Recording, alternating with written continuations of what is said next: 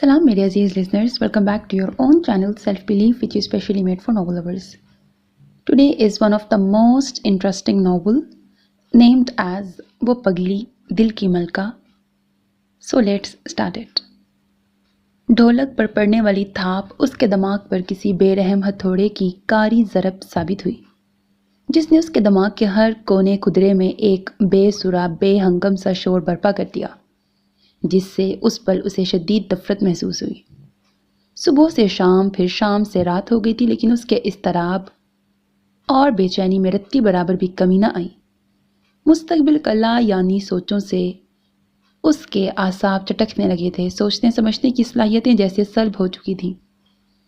एक पल के लिए तो उसका दिल चाहा कि अपने कमरे की हर चीज़ उठाकर तहस नहस कर दे या फिर पूरी दुनिया को आग लगा दे, लेकिन ऐसा करने से भी उस पर थोपे गए फैसले में किसी किस्म का रद्दो बदल ना किया जाएगा. लिहाजा उसने अपने कहर आलूद जज्बात व ख्वाहिशात पर काबू पाते हुए उन्हें किसी और वक्त के लिए अपने दिल में दफन कर लिया. फिर कमरे के एक सिरे से दूसरे सिरे तक पेंडुलम की तरह चकराते हुए उसने अचानक से खुद पर टूटने वाली अफ्ताद से छुटकारा पाने के लिए एक के बाद दूसरा आइडिया सोचना शुरू कर दिया. हत्ता कि मुसलसल परेड के बाइस उसकी टांगें शल होने लगी थीं, लेकिन राह निजात के सभी आइडियाज़ फ्लॉप साबित हुए, या शायद जहनी कैफियत ही जवाब दे गई थी. थक हार कर जिस्म को ढीला छोड़कर उसे बेड पर गिरने के से अंदाज में बैठते हुए अपनी हद दर्जे तनी हुई सुलगती कनपट्टियों को उंगलियों के दबाव से अंदर धकेलने की कोशिश की, जो इस हद तक उभरी हुई थी गोया अभी खोपड़ी फाड़ के बाहर निकल के फड़फड़ाने लगेंगी. सुबह से लेकर अब तक का वक्त उसके लिए जहाँ सोस लम्हात से भरा था, जहाँ उसे उम्मीद की कोई किरण नज़र नहीं आ रही थी. घर में सभी की बखुशी तैयारियां और तकरीब में शमूलियत देखकर उसका दिल बुरी तरह से जल के राख हुआ था. यानी जिसके वजूद से उनकी खुशियां और इस तकरीब की तैयारियां मशरूत थीं, उसकी मर्जी से किसी को कोई सरोकार न था. किसी को भी परवाह न थी कि उसके साथ कितनी ज्यादती की जा रही है. यहाँ तक कि किसी के पास वक्त तक ना था उसके दुख का मदावा करने का या महज ये जानने का कि आया वो खुश है भी या नहीं, बल्कि सबको अपनी अपनी पड़ी थी. अजीब सी अफरा तफरी फैली थी, जिसे देखकर उसका दिल कट कट जा रहा था. और उस पर सितम ये कि घर के सभी अफराद तैयार होने के बाद उससे राय मांगने की गर्ज से चिढ़ाते हुए उसके जले पर नमक छिड़कते बदले में सबको उसकी कहर बरसाती आतिशी निगाहों का सामना करना पड़ता. एक बार तो इसका दिल चाहा कि वो घर से ही भाग जाए ताकि ये तकरीब और उसकी तैयारियां धरी की धरी रह जाएं. लेकिन फिर सोचा कि घर वालों की भरी बरादरी में बदनामी और अपनों से खुद को दायमी जुदाई भी उसे बहरहाल कबूल न थी. यानी इस अजियतनाक लम्हों में भी उसे अपने घर वालों की और उनकी इज्जत की परवाह थी, लेकिन बदले में उसके घर वाले क्या कर रहे थे उसके साथ? किसी एक के भी तो उसकी साइड न ली थी, किसी एक ने भी उसकी मदद न की थी. चलो भाइयों से तो गिला ना था कि उनकी कहाँ कोई चलने देता है, लेकिन मामा पापा से उसे सख्त नाराज़गी थी, क्योंकि वो तो दादी के सामने उसके लिए एहतजाज कर सकते थे, लेकिन उन्होंने भी बेबसी की झंडी लहराते हुए उसे बिल्कुल तन्हा कर दिया. यानी अब कुछ नहीं हो सकता था सिवाय दादी के फैसले पर कुर्बान होने के.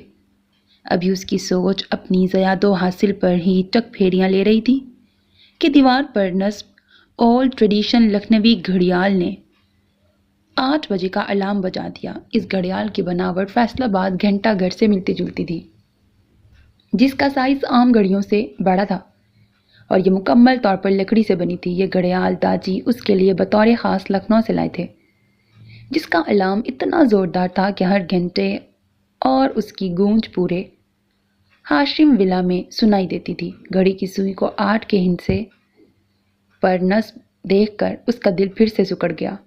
या इलाही, अब क्या करूं? कुछ ही देर में रस्में शुरू होने वाली थीं, ये सोच कर ही उसके इश्ताल को एक बार फिर उबाल आया. लेकिन फड़फड़ाने के अलावा उसके हाथ में कुछ ना था. अजीब बेबसी थी. हाथों की उंगलियों को एक दूसरे के शिकंजे की सूरत में पेवस्त करते हुए उन पर होंठ रखकर उसने बाकायदा आगे पीछे हिलना शुरू कर दिया. ये उसकी हद दर्जे परेशानी की अलामत थी. आज से कबल घर आने की जल्दी और सबसे मिलने की खुशी में उसके लिए گھر سے باہر وہ آخری رات گزارنا بھی کتنا مشکل ہوتا تھا، لیکن آج تو جیسے وقت کسی ٹرین کی مانند گزر رہا تھا جس کا رکنے کا کوئی ارادہ نہ تھا، اور اتنی تیزی سے بیتتے وقت میں اس کی ہر کوشش ناکام ہو گئی تھی۔ پھر اچانک اپنی سابقہ محرکات ترک کرتے ہوئے اس نے اپنے دائیں سائڈ پہ بیڈ پہ بکھرے لباس کو پہلی بار غور سے دیکھا۔ مسٹرڈ کڑھائی دار سندھی شیروانی، سفید سلکی پاجامہ اور گولڈن تلے کا کڑھائی والا خصہ اور سر پہ رکھنے کے لیے سفید نگینے جڑی پگڑی، جبکہ دوسری طرف مومی شاپرز میں پیک 100 کے لال نوٹوں سے بنے ہار اور تازہ گلاب کے ہار تھے۔ دادی کی پسند بھی لاجواب تھی، خالص تن پنجابی ٹچ تھا۔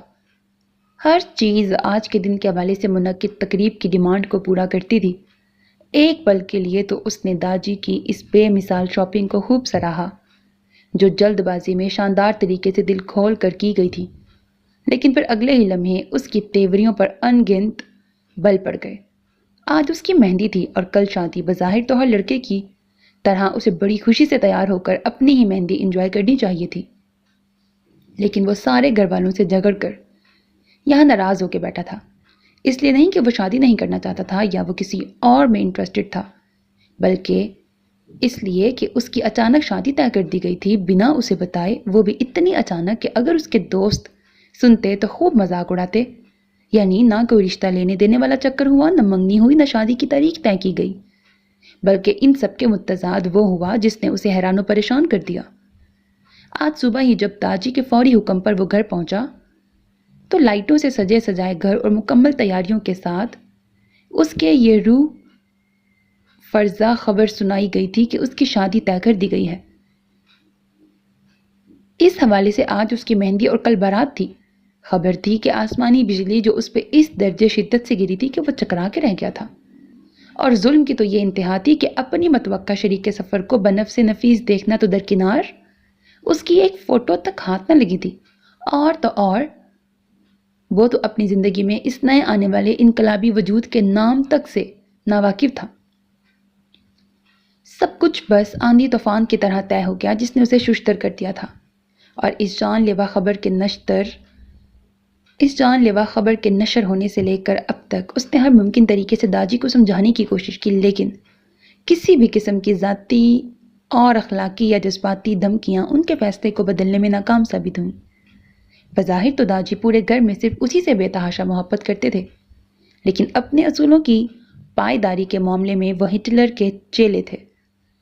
یہ ان کے اپنے پوتوں کی مشترکہ اتفاق رائے تھی، پھر چاہے بات ان کے عزیز اشجان پوتے جناب ذل سبحان رضا قاسمی کی ہی کیوں نہ ہو۔ اسی لیے چاروں ناچار محترم ذل سبحان رضا کو اپنے پیارے داجی کے سامنے سرنڈر کرنا پڑا، لیکن جوں جوں مہندی کی رسم کا وقت قریب آ رہا تھا اس کا دماغ درد کے باعث پھر سے پھٹنے لگا تھا۔ اس وقت وہ جس قسم کی ذہنی اذیت میں مبتلا تھا یہ صرف وہی جانتا تھا۔ سر کو دونوں ہاتھوں میں تھام کر وہ اپنی کنپٹیوں میں اٹھنے والی درد کی ٹیسوں کو دبانے کی کوشش کرنے لگا، لیکن کامیاب نہ ہو سکا، کیونکہ نیچے صحن میں ڈھولک کو بری طرح سے پیٹنے کے ساتھ ساتھ اپنے بے سرے گلوں کو پھاڑ پھاڑ کر انڈین اور پاکستانی گانوں کی ٹانگیں توڑتے ہوئے بے تک راگ الاپتی نور جہاں کی جانشینوں نے اس کے آرام و سکون کی ہر کوشش کو ناکام بنا دیا۔ وہ غصے سے پیر پٹکتا اپنے کمرے سے باہر آیا، پھر ریلنگ کو تھام کر نیچے دیکھا تو حیران رہ گیا۔ ایک بھی اماں ڈھولک کی تھاپ پر گائے جانے والے پنجابی ٹپے پر آنکھیں بند کیے باقاعدہ جھوم رہی تھیں، دوپٹہ سرک کے ایک طرف۔ پھر اچانک ناچتے ناچتے انہوں نے ڈھولک پر چمچ بجانا شروع کر دی۔ بی اماں کو غصے سے گھورتے ہوئے اپنے پیر کو سہلانے لگی، لیکن بی اماں تو پاکستانی پاپ سنگر علی ظفر کی طرح اس قدر مگن تھیں کہ انہیں اپنے قرب و جوار کا بھی ہوش نہ تھا۔ سبحان خواتین کی اس درجے دلچسپی دیکھ کر بے اختیار اسے ہنسی آ گئی۔ پھر وہ واپس اپنے کمرے میں آ گیا اور دروازہ بند کرنے کے بعد صوفے پہ جا بیٹھا۔ سوچ نے ایک بار پھر زور و شور سے حملہ کیا۔ ٹانگ پہ ٹانگ جما کر صوفے کی پشت سے سر ٹکاتے ہوئے اس نے اپنی معتدل پرسکون زندگی میں ہونے والی اس اچانک انقلاب کا ایک بار پھر تجزیہ کیا، لیکن سوچنے کے لیے تھا ہی کیا؟ محض صبح سے لے کے شام تک کا وقت، اس پر آخر وہ کیا تجزیہ کرتا؟ کس بات کا حساب کرتا؟ کوئی ماہ و سال کا شمار تو تھا نہیں۔ وہ اسی الجھن میں پھنسا تھا کہ اسی اثنا میں دروازے پہ دستک ہوئی۔ اس نے بنا کوئی جواب دیے سر اٹھا کر سوالیہ نظروں سے دروازے کی سمت دیکھا۔ اجازت طلب کرنے پر نو وارد نے جیسے ہی اندر قدم رکھا کہ سبحان کی پیشانی شکنوں سے پر ہو گئی۔ یہ کیا بردر، آپ نے ابھی تک چینج نہیں کیا جبکہ داجی نے بھی آپ کو لینے بھیجا ہے؟ بادامی کڑھائی دار لٹھے کے کڑکڑاتے سوٹ میں ملبوس سترنگی سلکی سکارف کی بکل مار کر کندھے پہ سجائے وہ اس سے محض 11 ماہ چھوٹا حیدر رضا قاسمی تھا، جو اسی کی طرح بے حد وجیح اور سوبر پرسنالٹی کا مالک ہونے کے ساتھ ساتھ نیشنل بینک میں اعلیٰ عہدے پر فائز ہے۔ چہرے پہ لگا سفید چشمہ اگرچہ آئی سائٹ کا ہے لیکن اس کی چارمنگ پرسنالٹی میں 4 چاند لگاتا ہے۔ کم و بیش لوگ ان دونوں بھائیوں کو ٹوینز ہی سمجھتے تھے۔ اس نے کمرے میں داخل ہوتے ہی سبحان کو سابقہ حلیے میں دیکھ کر استفسار کیا تو اس نے بنا جواب دیے ناگواری سے رخ دوسری جانب موڑ لیا۔ حیدر اس کی ناراضگی کی وجہ اچھی طرح جانتا تھا۔ اسے یہ بھی معلوم تھا کہ اس وقت اس کے دوست جیسے بھائی کے دل پہ کیا بیت رہی ہے، لیکن وہ اس بات سے بھی انجان نہیں تھا کہ ایسے معاملات میں جب داجی فیصلہ سنا چکے ہوتے ہیں تو چپ رہنے میں ہی بھلائی ہے، کجا مخالفت۔ لہٰذا وہ اس کا دکھ سمجھتے ہوئے خاموشی سے اسی کے قریب صوفے پہ بیٹھ گیا اور اس کے کندھے پہ ہاتھ رکھتے ہوئے گویا ہوا، کم آن سبحان، اب کیا بات بھی نہیں کرو گے مجھ سے؟ معمولی فرق کی بنا پر اس کا نام ہی لیتا تھا، تاہم آپ جناب کے احترام کو وہ ہمیشہ ملحوظ رکھتا۔ اس کے نرمی سے کیے گئے سوال نے سبحان کو اچھا خاصا گرم کر دیا۔ پھر اس نے مشتعل ہو کر اس کا ہاتھ کندھے سے ہٹاتے ہوئے غصیلے تیوروں سے حیدر کی جانب دیکھا۔ ہاں نہیں کروں گا بات، اور تم سے تو بالکل بھی نہیں، کیونکہ ہم دونوں تو ہمیشہ سے ایک دوسرے کے ہمراز رہے ہیں۔ پھر تم نے کیوں مجھ سے چھپایا؟ باقی سب کو تو میں جانتا ہوں کہ انہیں میری مرضی سے کوئی سروکار نہیں، پر تم بھی ان سب کے ساتھ مل کے تماشا دیکھو گے، اس کی مجھے امید نہ تھی۔ اور کچھ نہیں تو ایٹ لیسٹ ایک فون تو کر سکتے تھے نا تم۔ سبحان موقع ملتے ہی اس پہ پھٹ پڑا اور ٹھیک ٹھاک بھائی کی کلاس لے ڈالی۔ حیدر نے اس کے تقریباً جائز شکوے کو بڑی توجہ اور اطمینان سے سنا، کیونکہ وہ جس قسم کی صورتحال سے گزر رہا تھا کوئی بھی انسان ایسے ہی ریاکٹ کرتا۔ حیدر بہت ہی کم گو، دھیمے مزاج اور اپنی ذات تک محدود رہنے والا انسان تھا، جسے دوسروں کے معاملات میں دخل اندازی قطعی پسند نہیں تھی، بلکہ وہ تو جیو اور جینے دو کے مقولے پہ عمل پیرا ہو کے اپنی زندگی سہل انداز میں خاموشی اور سکون سے گزارنے کا قائل تھا۔ تاہم اس کی پورے گھر میں صرف بڑے بھائی سے گاڑی جھپتی تھی۔ دونوں بھائی کوئی بھی کام کرنے سے پہلے ایک دوسرے سے صلاح مشورہ ضرور کرتے تھے۔ حیدر نے بھی سبحان کی کیفیت کا اندازہ کرتے ہوئے اس کے شکوے کا قطعی برا نہ مان کر وضاحت دینے لگا۔ نہیں سبحان، یہ سچ نہیں ہے، کیونکہ آپ وہی دیکھ رہے ہیں جو آپ کو نظر آ رہا ہے، جبکہ سچائی اس کے برعکس ہے، اور وہ یہ ہے کہ میں تو خود 3 دن سے کسی کام کے سلسلے میں آؤٹ آف سٹی تھا۔ جب واپس آیا تو اس اچانک خبر نے مجھے بھی ہلا کے رکھ دیا۔ پھر جب میں نے آپ کو اطلاع کرنی چاہی تو آپ وہاں سے نکل چکے تھے۔ دوسری طرف داجی نے گھر میں ایک اور مارشل لاء نافذ کر دیا تھا کہ آپ کو اس معاملے میں بھنک تک نہ پڑنے دی جائے کہ کس سلسلے میں یوں آپ کو اچانک بلوایا جا رہا ہے۔ اب آپ خود سوچو کہ داجی کے خلاف جا کر کوئی ان کے عتاب کی مار سہ سکتا ہے بھلا؟ یقین مانو سبحان، میں بھی ایسا نہیں چاہتا، لیکن خیر اب آپ کو یہ اندازہ تو ہو گیا ہوگا کہ اس سارے قصے میں میرا کتنا قصور ہے۔ حیدر نے اپنی مخصوص فطری سمجھدار طبیعت کے باعث نپے تلے انداز میں سمجھاتے ہوئے اپنی پوزیشن کلیئر کی، جس سے سبحان کو اس کی بے گناہی کا یقین ہو گیا، لیکن وہ جس ٹینشن میں پھنسا تھا اس سے باہر نکلنے کا اسے کوئی راستہ سمجھ میں نہیں آ رہا تھا۔ وہ تو ٹھیک ہے یار، لیکن انہیں سمجھانے کی کسی نے کوشش تک نہیں کی، جبکہ میری تو وہ ایک بات بھی سننے کو تیار نہیں ہے۔ ایگزیکٹلی، وہ آپ کی تو کیا کسی کی بھی بات سننے کو تیار نہیں تھے، اور آپ کو تو پتہ ہے کہ داجی کے حکم اور فیصلے اچانک ہونے کے ساتھ ساتھ حیران کن بھی ہوتے ہیں، جس میں کمی بیشی کی گنجائش نہیں ہوتی۔ آخر وہ اپنے دور کے سخت ترین آرمی آفیسر رہ چکے ہیں، جنہوں نے صرف حکم صادر کیے ہیں لیکن ان میں رد و بدل کرنا کبھی نہیں سیکھا۔ اب آپ خود اندازہ لگا سکتے ہیں کہ ایک سر پھرے ریٹائرڈ آرمی آفیسر کے لیے نہ سننا کس حد تک مضحکہ خیز اور ناممکن بات ہوگی۔ حیدر بڑے رسان سے داجی کی طبیعت کے متعلق وہی باتیں دہرا رہا تھا جن سے وہ بخوبی واقف تھا، لیکن ایک یہ بات بھی ہے سبحان کہ داجی آپ کو بے حد چاہتے ہیں۔ ہم سب سے زیادہ وہ آپ سے محبت کرتے ہیں، اور کیوں نہ کریں بھائی، آخر کو آپ اس خاندان کے پہلے چشم و چراغ اور ان کے لاڈلے فرما بردار پوتے جو ہیں، انہیں آپ پر بڑا مان ہے کیونکہ آپ نے آج تک ان کی کوئی بات نہیں ٹالی۔ اس مانو یقین کے تحت انہوں نے آپ کی زندگی کا اتنا بڑا فیصلہ کر دیا کیونکہ وہ جانتے تھے کہ آپ ہمیشہ کی طرح اس بار بھی سر تسلیم خم کریں گے۔ حیدر بے حد ذہین اور معاملہ شناس انسان تھا، بڑے طریقے سے اس نے بات کا رخ موڑ لیا تاکہ سبحان مان بھی جائے اور داجی سے خائف بھی نہ ہو۔ یہ سب تو میں بھی جانتا ہوں یار، داجی سے میں بھی بے حد محبت کرتا ہوں، میں انہیں کبھی بھی دکھی نہیں دیکھنا چاہتا اور اپنے حوالے سے تو بالکل نہیں، لیکن جو ہو رہا ہے وہ اتنی جلدی ہو رہا ہے، میرے تو سمجھ میں نہیں آ رہا کیا کروں۔ سبحان اس کی باتوں سے کافی حد تک قائل ہو چکا تھا، لیکن پھر بھی اس کی برین واشنگ میں کوئی کمی باقی رہ گئی تھی جو وہ یوں الجھتے ہوئے کھڑا ہو گیا۔ میری ماں نے تو جو ہو رہا ہے ویسا ہی ہونے دیں، اور یہ سوچ کر مطمئن ہو جائیں کہ آپ ہماری ہونے والی بھابھی کے ساتھ جلد ہی ایڈجسٹ ہو جائیں گے، کیونکہ میں نے سنا ہے کہ وہ بہت نائس ہیں۔ باقی رہی جلدی کی بات، تو یہ کوئی اتنا بڑا انقلاب نہیں ہے، شادی کے بعد وقت ہی وقت ہوگا ایک دوسرے کو سمجھنے کے لیے، پھر کوئی نئی بات تھوڑی ہے۔ حیدر نے شیروانی اس کی طرف بڑھاتے ہوئے ریلیکس انداز میں کہا، جسے خاموشی سے سبحان نے تھام لیا، لیکن اس کے آخری الفاظ اسے پھر سے غصہ دلا گئے۔ ہاں نئی بات تھوڑی نہ ہے، بس ایک ذرا سی شادی ہی تو ہو رہی ہے۔ سبحان نے طنزیہ انداز میں اس کی بات کو اور رنگ میں پیش کیا تو حیدر مسکراہٹ ہونٹوں تلے دباتا کسیانی بلی بن گیا۔ آئی ایم سوری یار، میں ذرا زیادہ بول گیا۔ اس نے فوراً معذرت کی، کجا وہ کپڑے پھر سے واپس نہ رکھ دے۔ افسوس، صد افسوس، کس قدر ناشکرے ہیں لوگ جنہیں بن مانگے ہی شادی کا لڈو کھانا نصیب ہو رہا ہے، اور وہ ناک منہ چڑھا رہے ہیں، جبکہ ایک ہم ہیں معصوم دنیا جو اپنے چھوٹے ہونے کی سزا کے باعث اس لڈو کو چکھنا تو دور کی بات، اس کی خوشبو تک کو سونگھنے کے لیے ترس رہے ہیں۔ سچ بھائی، مجھے تو شادی کی اتنی جلدی ہے کہ اگر داجی نے آپ کی جگہ مجھے ہی خبر سنائی ہوتی نا، تو باخدا میں جھٹ سے دلہا بن کر فٹ سے گھوڑی پہ سوار ہو جاتا، اور ایک آپ ہیں جو سو نخرے کر رہے ہیں۔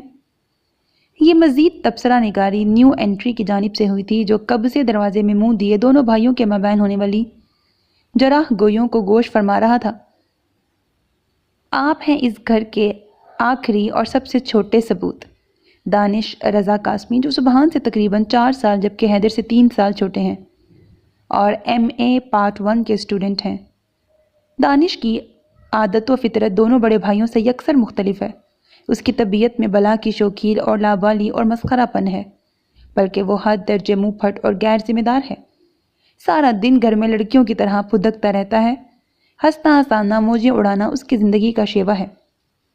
ایک طرح سے اس کے وجود سے ہاشم ولا میں رونق ہے، اور سب سے بڑی بات کہ دانش اپنی ماں عالیہ رضا کا بے حد لاڈلا ہے، بلکہ دانش میں تو ان کی جان بستی ہے، ہر بات کہہ دیتا ہے۔ تاہم داجی کے سامنے وہ آل فال بکنے سے پرہیز کرتا ہے۔ گھر میں سبھی اسے پیار کرتے ہیں، حتیٰ کہ سبحان اور حیدر بھی اس کا بے حد خیال رکھتے ہیں، لیکن اکثر و بیشتر وہ اس کی غلطیوں پر اسے سرزنش بھی کرتے ہیں، جن پر وہ بالکل بھی کان نہیں دھرتا۔ اب بھی اس نے بھائیوں کے بیچ کودنا ضروری سمجھا کہ بہرحال اسے گھر میں بھابھی کے آنے کی سب سے زیادہ خوشی تھی۔ دانش، یہ کیا حرکت ہے؟ تم لڑکیوں کی طرح چھپ چھپ کے ہماری باتیں سن رہے تھے؟ حیدر نے اسے دروازے پہ ہاتھ دائیں بائیں جما کر شرارت سے مسکراتا دیکھ کر گھر کا، تاہم سبحان خاموش رہا، کیونکہ وہ جانتا تھا کہ اب دانش کی بات بے بات تگ بندیاں شروع ہو جائیں گی۔ حیدر کے ڈانٹنے پر وہ ہاتھ جھاڑتا اندر ہی چلا آیا۔ معافی چاہتا ہوں حضور، کیا کروں، ہمارے گھر میں کوئی لڑکی نہیں ہے نا، اس لیے یہ فریضہ بھی مجھے ہی انجام دینا پڑتا ہے۔ ارے بھائی، پل پل کی خبر رکھنا میرا فرض ہے۔ خیر، ہم نے تو سوچا تھا کہ بھابھی کے آنے سے میرے اس کام سے چھٹی ہو جائے گی، لیکن لگتا ہے سبحان بھائی کے ارادے کچھ اور ہی بتا رہے ہیں۔ دانش نے تمہید باندھ کر ہاتھ ملتے ہوئے ٹیڑھی نظروں سے سبحان کو دیکھا، جو بائیں ہاتھ پہ شیروانی لٹکائے گمسم کھڑا تھا۔ اس کا چہرہ دیکھ کر دانش کو شرارت سوجی۔ سبحان بھائی، چلیے، آپ کی خاطر میں یہ قربانی دینے کو تیار ہوں۔ اگر آپ اس شادی سے اتنے ناخوش ہیں تو ایک کام کریں، بھابھی سے میری شادی کرا دیں، مجھے کوئی اعتراض نہیں۔ ویسے بھی میرا نمبر تو دیر سے آنے والا ہے، جبکہ میں تو شادی کے لیے مرا جا رہا ہوں۔ کم از کم آپ کے انکار سے لگے ہاتھ میرا ہی بیڑا پار ہو جائے گا۔ دانش، یہ کیا بدتمیزی ہے؟ کبھی تو عقل کی بات کیا کرو، ہمیشہ بے تکان ہی بولتے ہو۔ حیدر کو اس کا یہ سب کہنا ناگوار لگا، اسی لیے اسے ڈپٹا تو وہ کسیانہ ہو کر کان کو جانے لگا۔ البتہ سبحان نے کہا کچھ نہیں، محض گھورنے پر ہی اکتفا کیا۔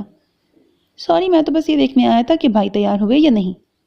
خیر اب جلدی سے تیار ہو جائیں اس سے پہلے کہ داجی بذات خود یہاں آ کے آپ کا میک اپ کریں، فوراً نیچے پہنچے، میں چلتا ہوں۔ دانش یکدم مؤدب ہوتا کہہ کر چلا گیا تو حیدر نے بھی جانے کا قصد کیا۔ دانش ٹھیک کہہ رہا ہے، اب آپ جلدی سے تیار ہو جائیں ورنہ داجی کو تو آپ جانتے ہی ہیں نا۔ Okay take care. اب تم کہاں جا رہے ہو؟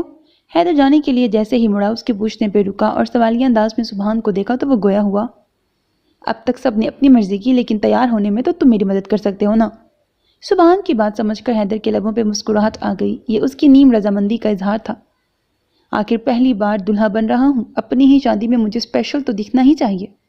اس بدمزگی کے قصے میں اپنی پہلی اور آخری شادی میں ہرگز برا نہیں لگنا چاہتا، سو پلیز ہیلپ می۔ اس بار سبحان نے مسکراتے ہوئے یہ بات کہی تھی جسے سن کے حیدر بے اختیار اس کے گلے لگ گیا۔ تھینک یو یار، تھینک یو سو مچ، میں جانتا تھا کہ آپ ضرور سمجھو گے، دیکھا داجی کا فیصلہ آپ کو غلط نہیں لگے گا۔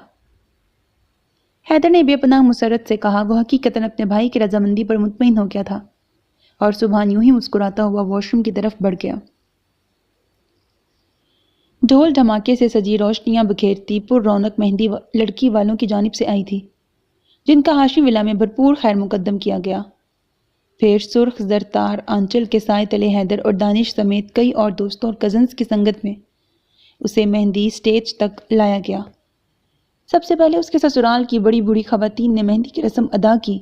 ان خواتین کی بھی عجیب ہی منطق تھی۔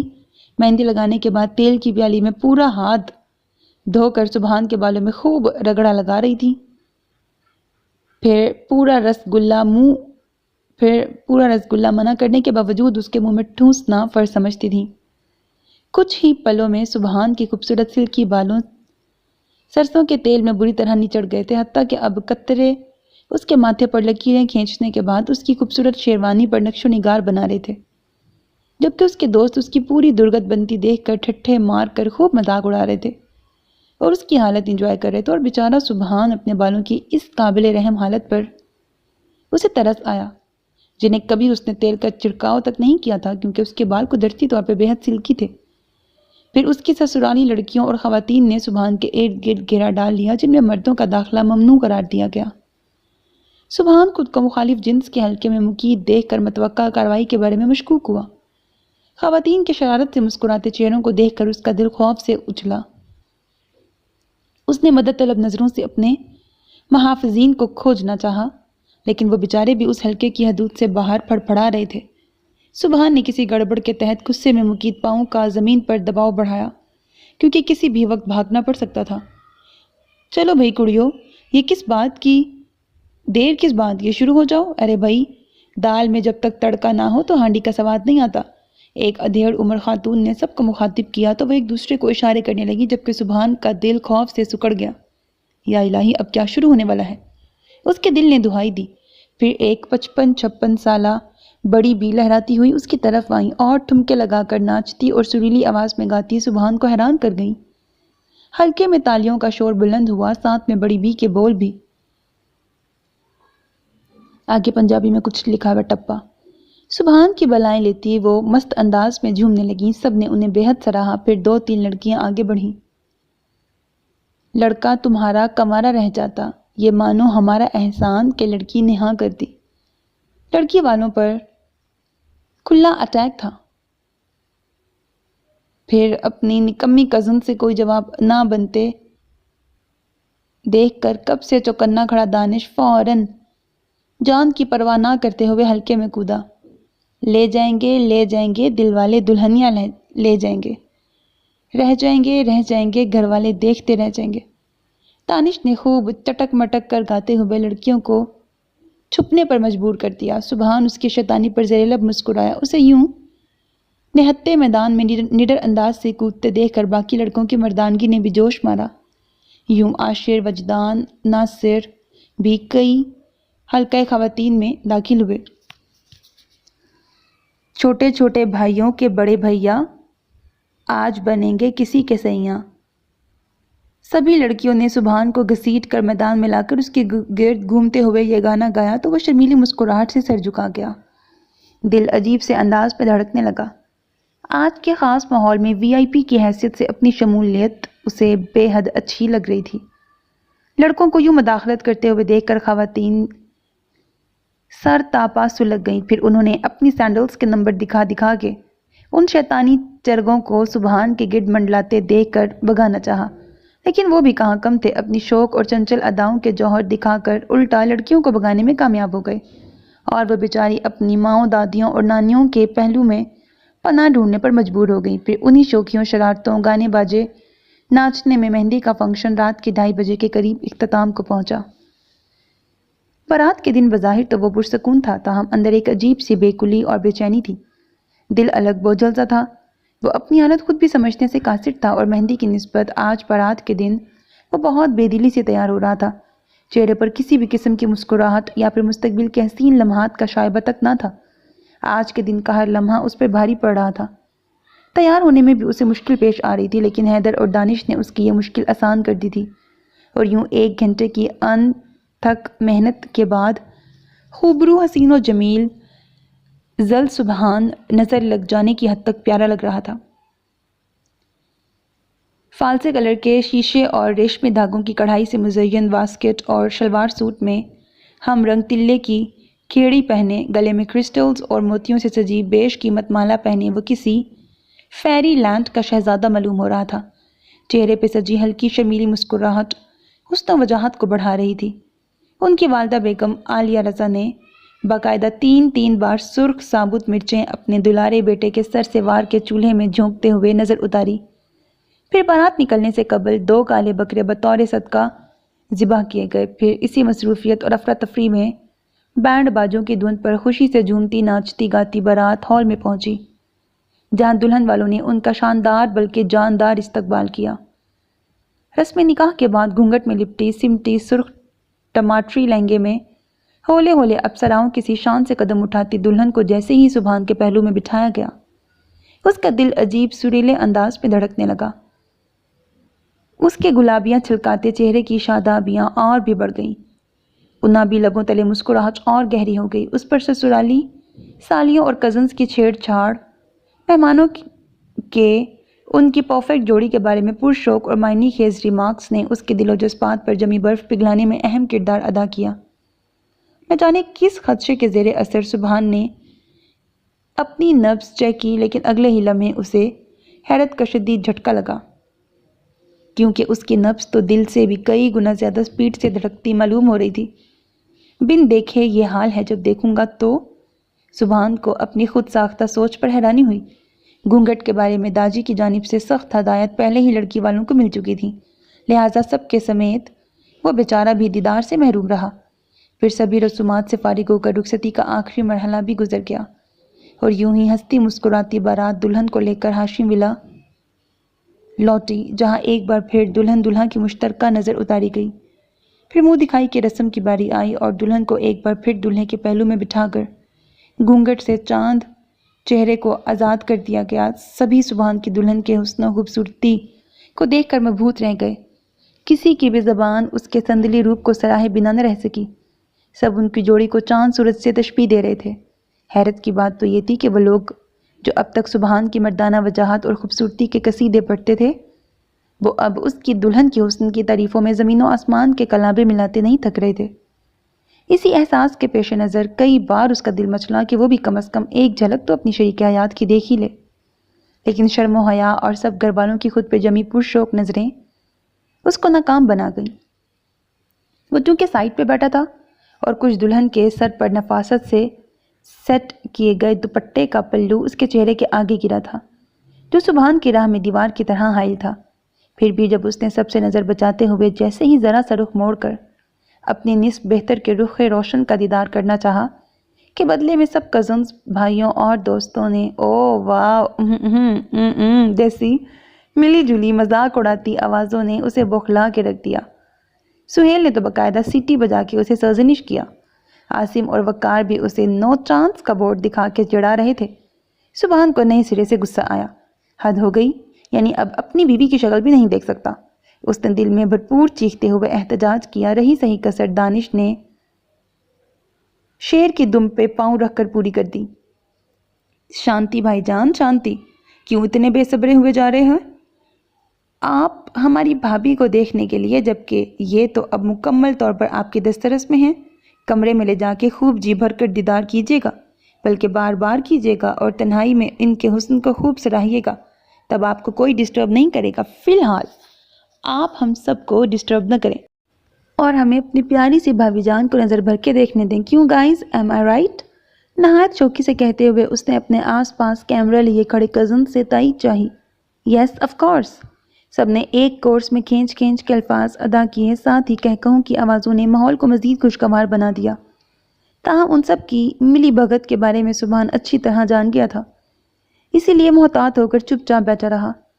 فوٹو سیشن اور دیگر رسومات کے بعد دلہن کو کمرے میں لے جایا گیا، جبکہ سبحان کو داجی نے اپنے کمرے میں بلوایا، جہاں اس وقت گھر کے سبھی افراد جمع تھے۔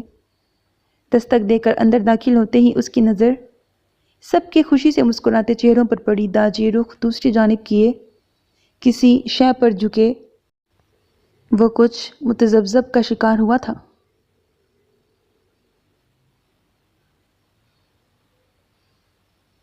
آپ نے بلایا داجی؟ اس نے سب کی طرف دیکھ کر جھجکتے ہوئے پوچھا، بدلے میں سب منہ پہ ہاتھ رکھ کے ہنسنے لگے۔ وہ حیران ہوا، تب داجی ایک جھٹکے سے مڑے اور اس پہ نظر پڑتے ہی جوش و مسرت سے گویا ہوئے۔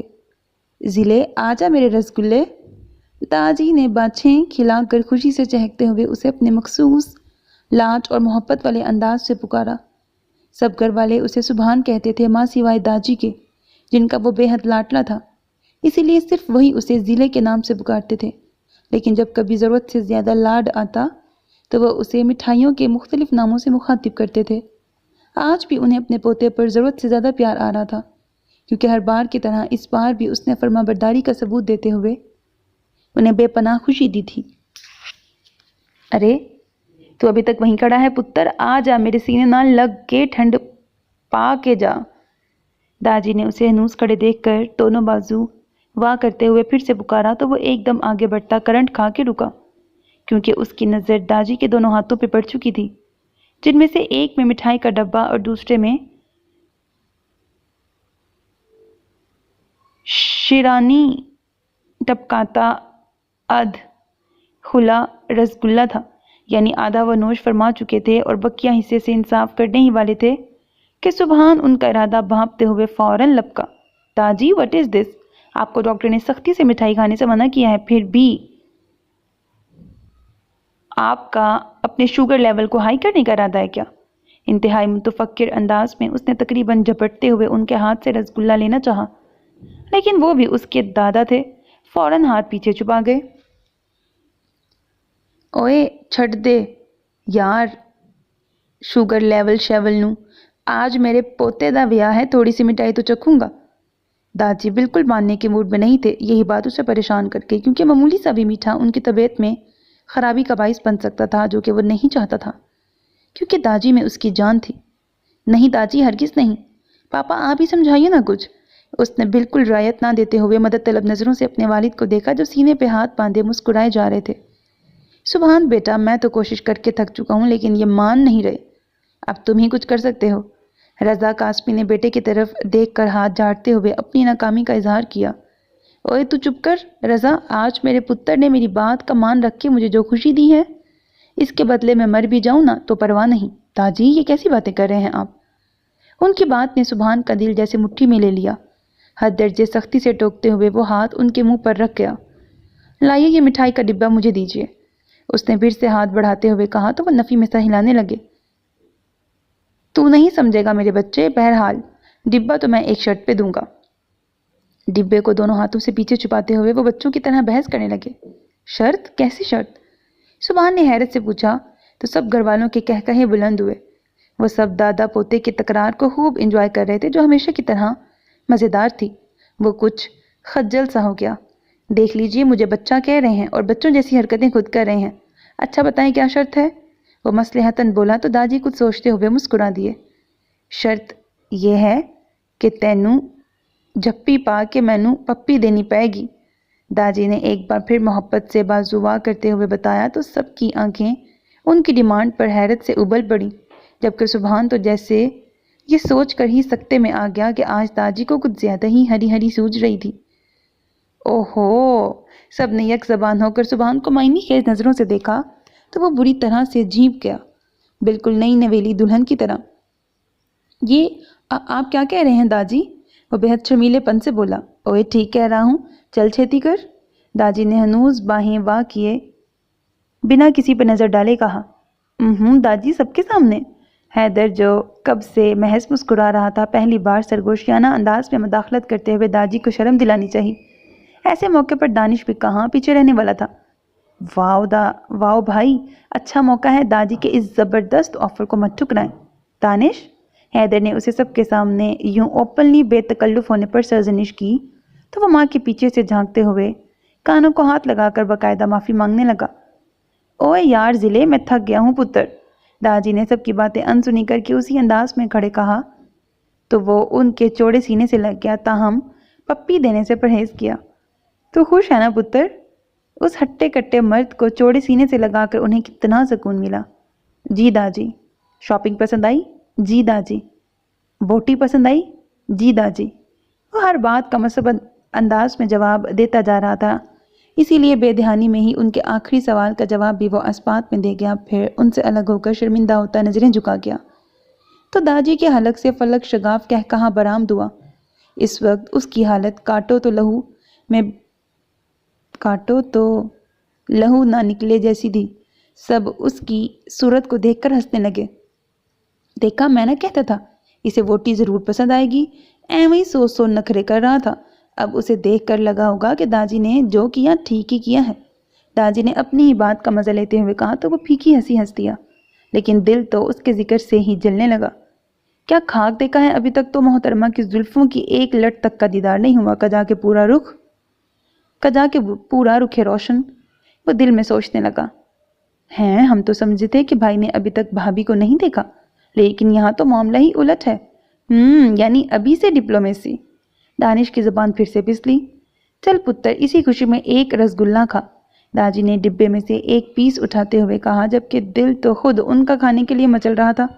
نہیں داجی، میرا موڈ نہیں ہے، سبحان نے منع کر دیا، کیونکہ نکاح کے بعد سب نے اتنی مٹھائی کھلائی تھی کہ اسے میٹھے کے نام سے ہی چڑ ہو گئی تھی۔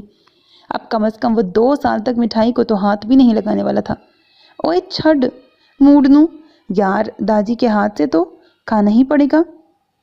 پھر داجی کے سامنے اس کی ایک نہ چلی اور اس کے بس کرنے کے باوجود داجی نے پورا رسگلہ اس کے منہ میں ٹھوس دیا۔ اے شاباش، اے ہوئی نا گل، جوندار ہے میرے موتی چور دے لڈو، داجی نے سرشاری سے اس کے کندھے پہ ہاتھ رکھ کے ساتھ لگاتے ہوئے کہا، جو بمشکل منہ بھرے رسگلے کو اندر نگلنے کی کوشش کر رہا تھا۔ سب اس کی حالت سے محظوظ ہوئے۔ کمال ہے ابا جی، میں بھی تو آپ کی اکلوتی اولاد ہوں، پر آج تک آپ نے مجھے تو اتنے پیار سے رسگلے نہیں کھلائے۔ رضا قاسمی نے دادا کو پوتے پر نثار ہوتے دیکھ کر مصنوعی خفگی سے بچوں کی طرح منہ بسورتے ہوئے کہا تو بغل میں کھڑی مسز عالیہ رضا دوپٹے کے پلو کو منہ کے آگے کر کے ہنستے ہوئے انہیں کوہنی مار گئیں۔ اوئے چھڈ گلنا رضا، دیکھنا جب تو دادا بنے گا نا تب پوچھوں گا پتر زیادہ سونے لگتے ہیں یا پوتے۔ یہ تو دستور ہے، پتر کے آل سے زیادہ اولاد پیاری ہوتی ہے، اور جھلیا نسل پرستی چیز ہی ایسی ہے۔ داجی ان کے پہلو میں کھڑے حیدر اور دانش کو بھی پاس بلاتے ہوئے وضاحت دینے لگی، پھر ان تینوں کو اپنے بازوؤں کے حلقے میں چھپانے کی ناکام کوشش کے باوجود خود میں سمیٹ گئے، جبکہ قدرے فاصلے پہ کھڑے مسٹر اینڈ مسز رضا قاسمی ایک دوسرے کو دیکھ کر کھل کے مسکرائے۔ کمرے میں پہنچتے ہی اس کا پہلا سامنا اپنی مرچی سے بھی تیز ترار کزنوں سے ہو گیا، جو بنا ٹیکس وصول کیے اسے ایک دم بھی آگے بڑھانے نہیں دے رہی تھیں۔ بمشکل سب سے لین دین نہیں بلکہ صرف دین کر کے انہیں کمرے سے باہر دھکیلا، اور دروازہ بند کرنے کے بعد دروازے سے ٹیک لگاتے ہوئے اس نے شکر کا سانس لیا۔ تب پہلی بار اس نے بغور سیج کی لڑیوں کے بیچوں بیچ بیٹھے انقلابی وجود کو دیکھا، جو بڑے دھڑلے سے نہ صرف اس کی زندگی میں بلکہ اس کے کمرے پر بھی قابض ہو چکا تھا، اور شاید دل میں بھی آہستہ سے قدم اٹھاتا ہوا وہ لڑیوں کو ہٹاتا اس کے قریب ہی بیٹھ گیا۔ دل عجیب ہی لے میں دھڑکا تھا، گھٹنوں کے گرد بازوؤں کا ہلکا سا بنائے ہاتھوں میں لہنگے سے میچنگ پرس کو مضبوطی سے تھامے وہ اس کے جذبات و احساسات کو بہکانے کا باعث بن رہی تھی۔ پھر کچھ لمحے توقف کے بعد اس نے گھونگھٹ ہٹانے کے لیے جیسے ہی دونوں ہاتھ اٹھائے کہ اس مخمل وجود میں ہلکی سی جنبش ہوئی جس میں گھبراہٹ اور شرم کا عنصر نمایاں تھا۔ اس کی حرکت سے سبحان کے ہونٹوں پر مسکراہٹ رینگ گئی۔ پھر اس نے بنا تاخیر کیے آہستہ سے گھونگھٹ الٹ دیا، لیکن پھر خود اس لمحے کی زد میں آ گیا۔ اس کا وجود جیسے ہلنے کے بھی قابل نہ رہا۔ اتنا مکمل حسن، کہیں بھی تو کوئی کمی نہ لگتی تھی۔ سفید دودھیا رنگت میں بلا کی معصومیت چھلک رہی تھی۔ ستواں کھڑی ناک میں جھلملاتی سونے کی لونگ کس قدر سوٹ کر رہی تھی۔ بڑے بڑے گلابی گالوں میں ہلکی شرمیلی مسکراہٹ کی وجہ سے پڑتے ڈمپل کتنے بھلے لگ رہے تھے۔ ہونٹوں کی تراش خراش اور حد درجے نمایاں اور خوبصورت تھی۔ بڑی بڑی میک اپ سے سجی آنکھوں پر سایہ فگن گنی پلکوں کی لرزاہٹ اس کا دل لوٹ کر لے گئی تھی۔ واقعی داجی ٹھیک کہتے تھے، ان کا فیصلہ 100% درست تھا، کیونکہ وہ حسین نہیں حسین ترین تھی۔ ماشاءاللہ، چاند سورج کی جوڑی ہے۔ قریب ہی کوئی مانوس سی آواز گونجی۔ اب اسے سمجھ میں آ رہا تھا کہ سب اس کی بجائے اس کی دلہن کی تعریف کیوں کر رہے تھے، کیونکہ وہ تھی ہی سراہے جانے کے قابل۔ سبحان اپنی قسمت پر جتنا رش کرتا کم تھا۔ ووٹی پسند آئی؟ داجی نے اس کے کانوں کے قریب جیسے سرگوشیانہ انداز میں پوچھا۔ پسند آئی داجی، بے حد پسند آئی، بنا پلک جھپکائے اس نے زیر لب بڑبڑاتے ہوئے جواب دیا۔ کچھ لمحے پھر خاموشی کی نظر ہو گئے تو بہت کچھ کہنا چاہتا تھا، اپنے مخمور جذبات کی داستانیں، اپنی بے قابو دل کی کیفیت، اپنی پہلی نظر کی محبت کا اظہار۔ بہت کچھ تھا اسے بتانے کے لیے، لیکن الفاظ جیسے دماغ کی گدی میں الجھ سے گئے تھے۔ کیا کہے، کیسے کہے، کس طرح سے شروع کرے، اسے کچھ سمجھ میں نہیں آ رہا تھا۔ کچھ سوچتے ہوئے وہ ذرا سا سیدھا ہوا۔ اس نے بات شروع کرنے سے پہلے گلا کھنکھارا۔ بدلے میں مقابل نے پوری آنکھیں کھول کر اسے دیکھا۔ سبحان کچھ گھبرایا کہ آخر کہے کیا۔ وہ دراصل میں لفظ ٹوٹ ٹوٹ کر ادا ہو رہے تھے۔ اس نے پھر سے گلا صاف کیا، جبکہ وہ مکمل طور پر اس کی طرف متوجہ تھی۔ ارے گلا خراب ہے یا آپ کو کھانسی ہو رہی ہے؟ آپ کو دوائی نہیں لی؟ یہ تو بہت بری بات ہے، اتنے بڑے ہو کے اتنی لاپرواہی، ویری بیڈ۔ اتنے سارے سوال، وہ بھی اس قدر بے تکلفانہ انداز میں۔ سبحان حیران و ششدر رہ گیا، لیکن اس سے بھی زیادہ زوردار جھٹکا اگلے لمحے لگا جب وہ اس کا ہاتھ تھام کے بولی، لو کر لو بات۔ پتہ ہے آپ کو، اماں بھی کہتی ہیں کہ جب گلا خراب ہوتا ہے تو ساتھ ہی زکام بھی ہو جاتا ہے، سردی بھی لگنے لگتی ہے، اور جب زیادہ سردی لگے نا تو بخار بھی ہو جاتا ہے، اور اگر بخار بگڑ جائے تو ٹائیفائڈ بھی، اور ارے کہیں آپ کو بھی بخار تو نہیں ہو گیا؟ تفصیلی طور پر اسے آگاہ کرتے ہوئے اچانک رک کر وہ اس کی پیشانی پر ہاتھ رکھ کر چیک کرتی سبحان کے اوپر حیرتوں کے پہاڑ توڑ گئی۔ آواز اگرچہ بے حد حسین تھی، تاہم شرم، ہچکچاہٹ اور اجنبیت سے عاری لہجہ، حد درجے بے باکی اور بے تکلفی، وہ کہیں سے بھی چند لمحے پہلے بیاہی جانے والی دلہن نہیں لگ رہی تھی، بلکہ وہ تو بنا پلک جھپکائے اس سے اس طرح مخاطب تھی جیسے برسوں سے جانتی ہو۔ کر لو بات، میں تو بتانا ہی بھول گئی، پرسوں جب ساری عورتیں مجھے اپٹن لگانے آئی تھیں، ہے نا، تو میں نے ڈھولک کے ساتھ خوب گانے گائے تھے، ڈانس کیا تھا، اور زیادہ گانے کی وجہ سے میرا گلا بھی ایسے ہی خراب ہو گیا تھا۔ تب اماں بھی نے مجھے سیرپ پلا دیا تھا، جس سے میرا گلا فوراً ٹھیک ہو گیا اور کھانسی بھی رک گئی۔ اور پتہ ہے، اماں بھی نے وہ سیرپ میرے پرس میں ڈال دیا تھا تاکہ میں 1 چمچ یہاں آ کے بھی پی لوں، لیکن مجھے تو اب اس کی ضرورت ہی نہیں، کیونکہ میرا گلا تو اب ٹھیک ہے۔ کندھے اچکا کر لاپرواہی سے ساری بات بتا کر وہ خاموش ہوئی، لیکن سبحان کو لگا کہ اس کی زندگی میں تاریکی چھا گئی ہے۔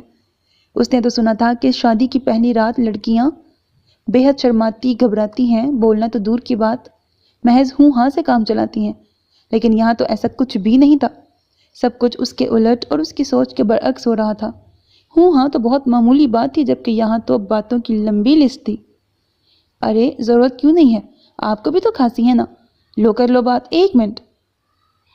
کچھ یاد آنے پر وہ پھر سے پرجوش ہوئی اور ہاتھ میں پکڑا پرس ٹٹولنے لگی۔ لو کر لو بات شاید اس کا تکیہ کلام تھا، جسے وہ محاورتاً ضرور استعمال کر رہی تھی۔ سبحان چند منٹ کی گفتگو سے یہی سمجھ پایا تھا۔ وہ بغور اسے دیکھ رہا تھا۔ یہ لیجئے، اور فوراً 2 چمچ پی ڈالیے، لیجئے۔ پرس میں سے چھوٹی سیرپ کی بوتل نکال کر اس کی طرف بڑھاتے ہوئے اس نے کہا تھا، تو سبحان بھونچکا کے رہ گیا۔ پھر اس نے خود ہی وہ بوتل سبحان کا ہاتھ پکڑ کر تھما دی اور وہ بت بنا شیشے کی بوتل کو گھورنے لگا۔ کیا ہو رہا تھا؟ یہ سب تو وہ سوچ رہا تھا آج رات وہ اپنی شریک سفر سے ڈھیروں باتیں کرے گا، اسے داجی کے خود پر زبردستی تھوپے گئے فیصلے اور اپنے غصے اور ناراضگی کا شکوہ کرے گا۔ پھر جب وہ ہلکا سا روٹھے گی تو وہ اسے محبت سے منائے گا اور دل سے اسے اپنانے کا یقین دلائے گا۔ پھر زندگی بھر ساتھ نبھانے کی قسمیں، ایک دوسرے سے عمر بھر وفا کرنے کے عہد و پیما اور مستقبل کے حوالے سے منصوبہ جات۔ کیا کچھ نہ سوچا تھا، لیکن اس کے سبھی خیالات بربری ریت کے محل کی طرح ڈھہ گئے۔ وہ جو سوچ رہا تھا کہ رسمند اپنی بیوی سے پیار و محبت کے ڈائیلاگ بولے گا، پھر دھیرے دھیرے وہ نیم سرگوشیانہ انداز میں اس کے کانوں میں وفا کا رس ٹپکائے گا، جس پر وہ کبھی شرمائے گی، کبھی حیا سے اپنا چہرہ ہاتھوں میں چھپائے گی۔ پھر وہ اسے ستانے کے لیے بے تکان بولتا جائے گا، وہ صرف سنے گی، لیکن یہاں تو وہ بیچارہ خود لبوں پر چپ کا کفل لگائے ہونگوں کی طرح صرف اسے سن رہا تھا، جو کتنی دیر سے پٹر پٹر بول رہی تھی، بنا آج کے دن کا لحاظ کیے۔ کہاں تو اس نے سوچا تھا کہ وہ اپنی شوخ نظریں، مخمور جذبوں اور ہاتھوں کی میٹھی جسارت سے اسے تنگ کرے گا تو وہ شرم کے احساس کے تحت خود میں سمٹ جائے گی، لیکن یہاں تو شرم والا معاملہ ہی نہیں تھا، بلکہ وہ محترمہ تو از خود اسے ہاتھ لگاتے ہوئے بے تکلفی سے چھو رہی تھی، اور کسی قسم کا بھی انوکھا اچھوتا سا جذبہ اس کے اندر بیدار نہ ہوا تھا۔ سبحان جیسے جیسے سوچ رہا تھا اس کا دل بوجھل ہو رہا تھا، ہونٹوں کو سیے وہ کب سے اسی سوچ میں غرق تھا کہ اچانک اسے خیال آیا، یوں خاموش بیٹھنے سے تو گزارا نہ ہوگا، آخر کوئی تو بات کرنی ہی ہوگی۔ پھر وہ لفظوں کو ترتیب دیتا گویا ہوا، وہ ایکچولی میں تم سے یہ کہنا چاہتا تھا کہ بات ابھی اس کے منہ میں ہی تھی کہ اس نے سبحان کے لبوں پر انگلی رکھ کر اسے خاموش کروا دیا۔ یہ حیرت کا مزید ایک اور جھٹکا۔ لو کر لو بات، میری سہیلیاں کہتی ہیں کہ شادی والی رات میں نا زیادہ باتیں نہیں کرتے، لگتا ہے آپ کو بھی نہیں پتا، پہلے میں بھی نہیں جانتی تھی، لیکن پھر میری سہیلیوں نے مجھے سب بتا دیا۔ کیا بتا دیا؟ اس کی حد درجے معصومیت سے کہنے پر سبحان نے اس کی انگلی ہٹاتے ہوئے پوچھا۔ یہی کہ سب سے پہلے دلہا کمرے میں آتا ہے، پھر دلہن کے پاس بیٹھتا ہے، پھر آہستہ آہستہ گھونگھٹ اٹھاتا ہے، اور پھر روانی سے بولتی ہوئی وہ اچانک رکی۔ پھر کیا؟ سبحان نے اسے متذبذب دیکھ کر بے چینی سے پوچھا۔ وہ جاننا چاہتا تھا کہ آخر وہ اس پھر سے آگے کہاں تک جانتی ہے، اور پھر تو وہ اٹک گئی اسی نقطے پر، پھر نظریں جھکا گئی۔ آپ ذرا ادھر دیکھیے نا پلیز، مجھے شرم آتی ہے۔ ایک اور جھٹکا۔ سبحان نے تحیر بھری نظروں سے دیکھا۔ شکر ہے محترمہ اس لفظ سے تو واقف ہیں۔ وہ دل ہی دل میں خوش ہوا۔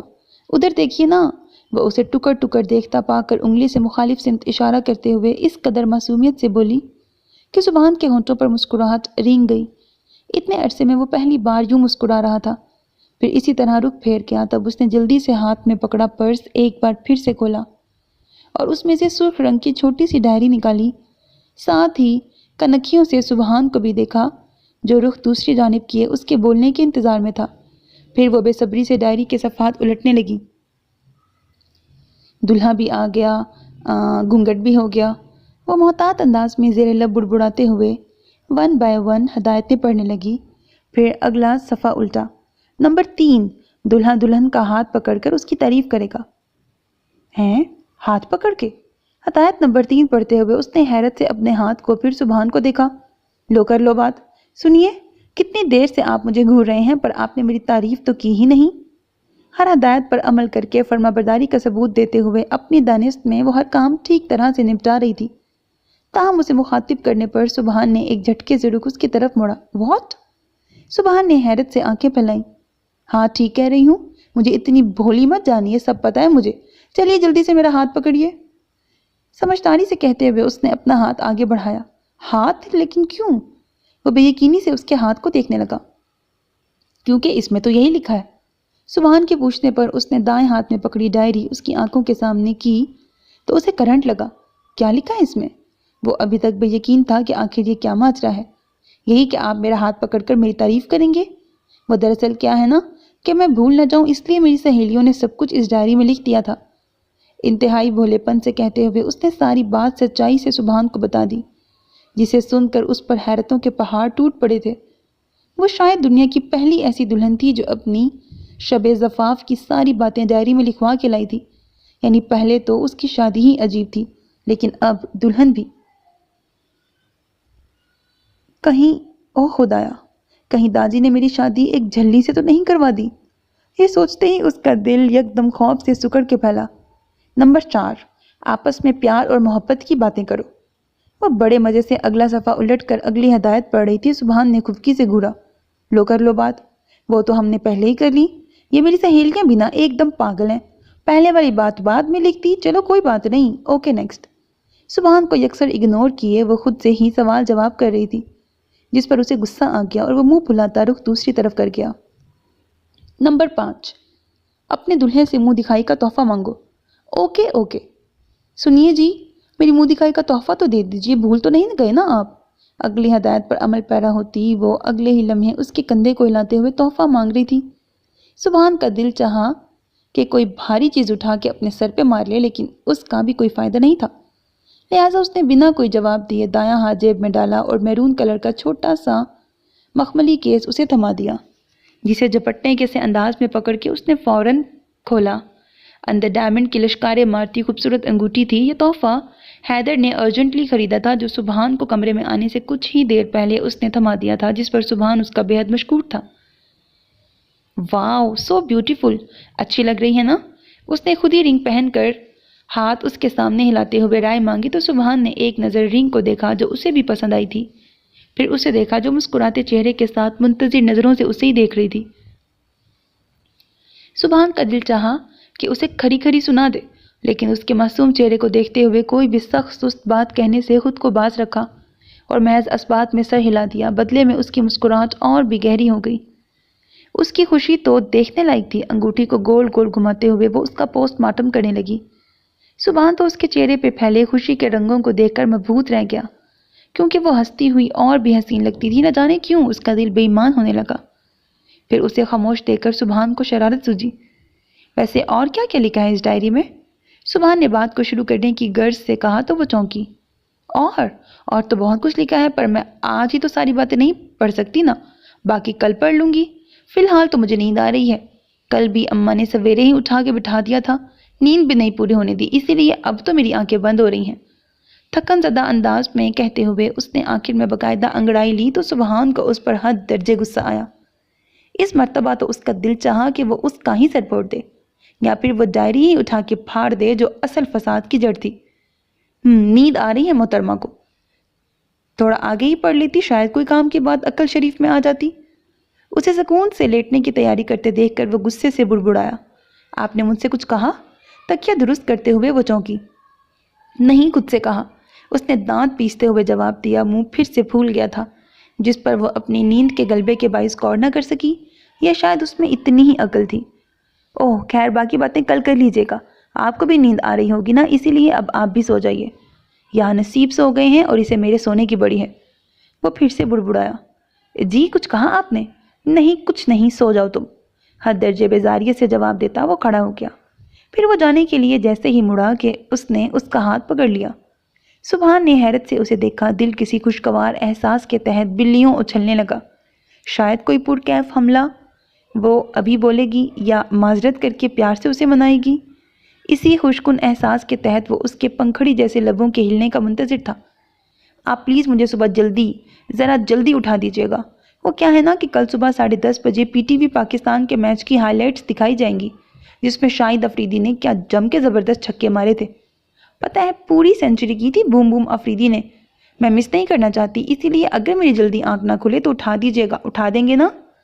ایک نیا ایٹم بام پھوڑ کے وہ کتنے آرام سے اسے تاکید کر رہی تھی، جیسے وہ اس کا شوہر نہیں شوفر ہو۔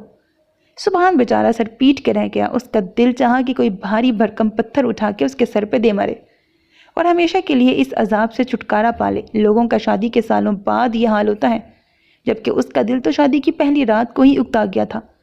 پھر اس نے انتہائی غصیلی سرخ نظروں سے اس کے ہاتھ میں موجود اپنے ہاتھ کو دیکھا، جسے اس نے سبحان کے بھبو کا چہرے پر نظر ڈالتے ہی چھوڑ دیا۔ Okay, good night, have sweet dreams.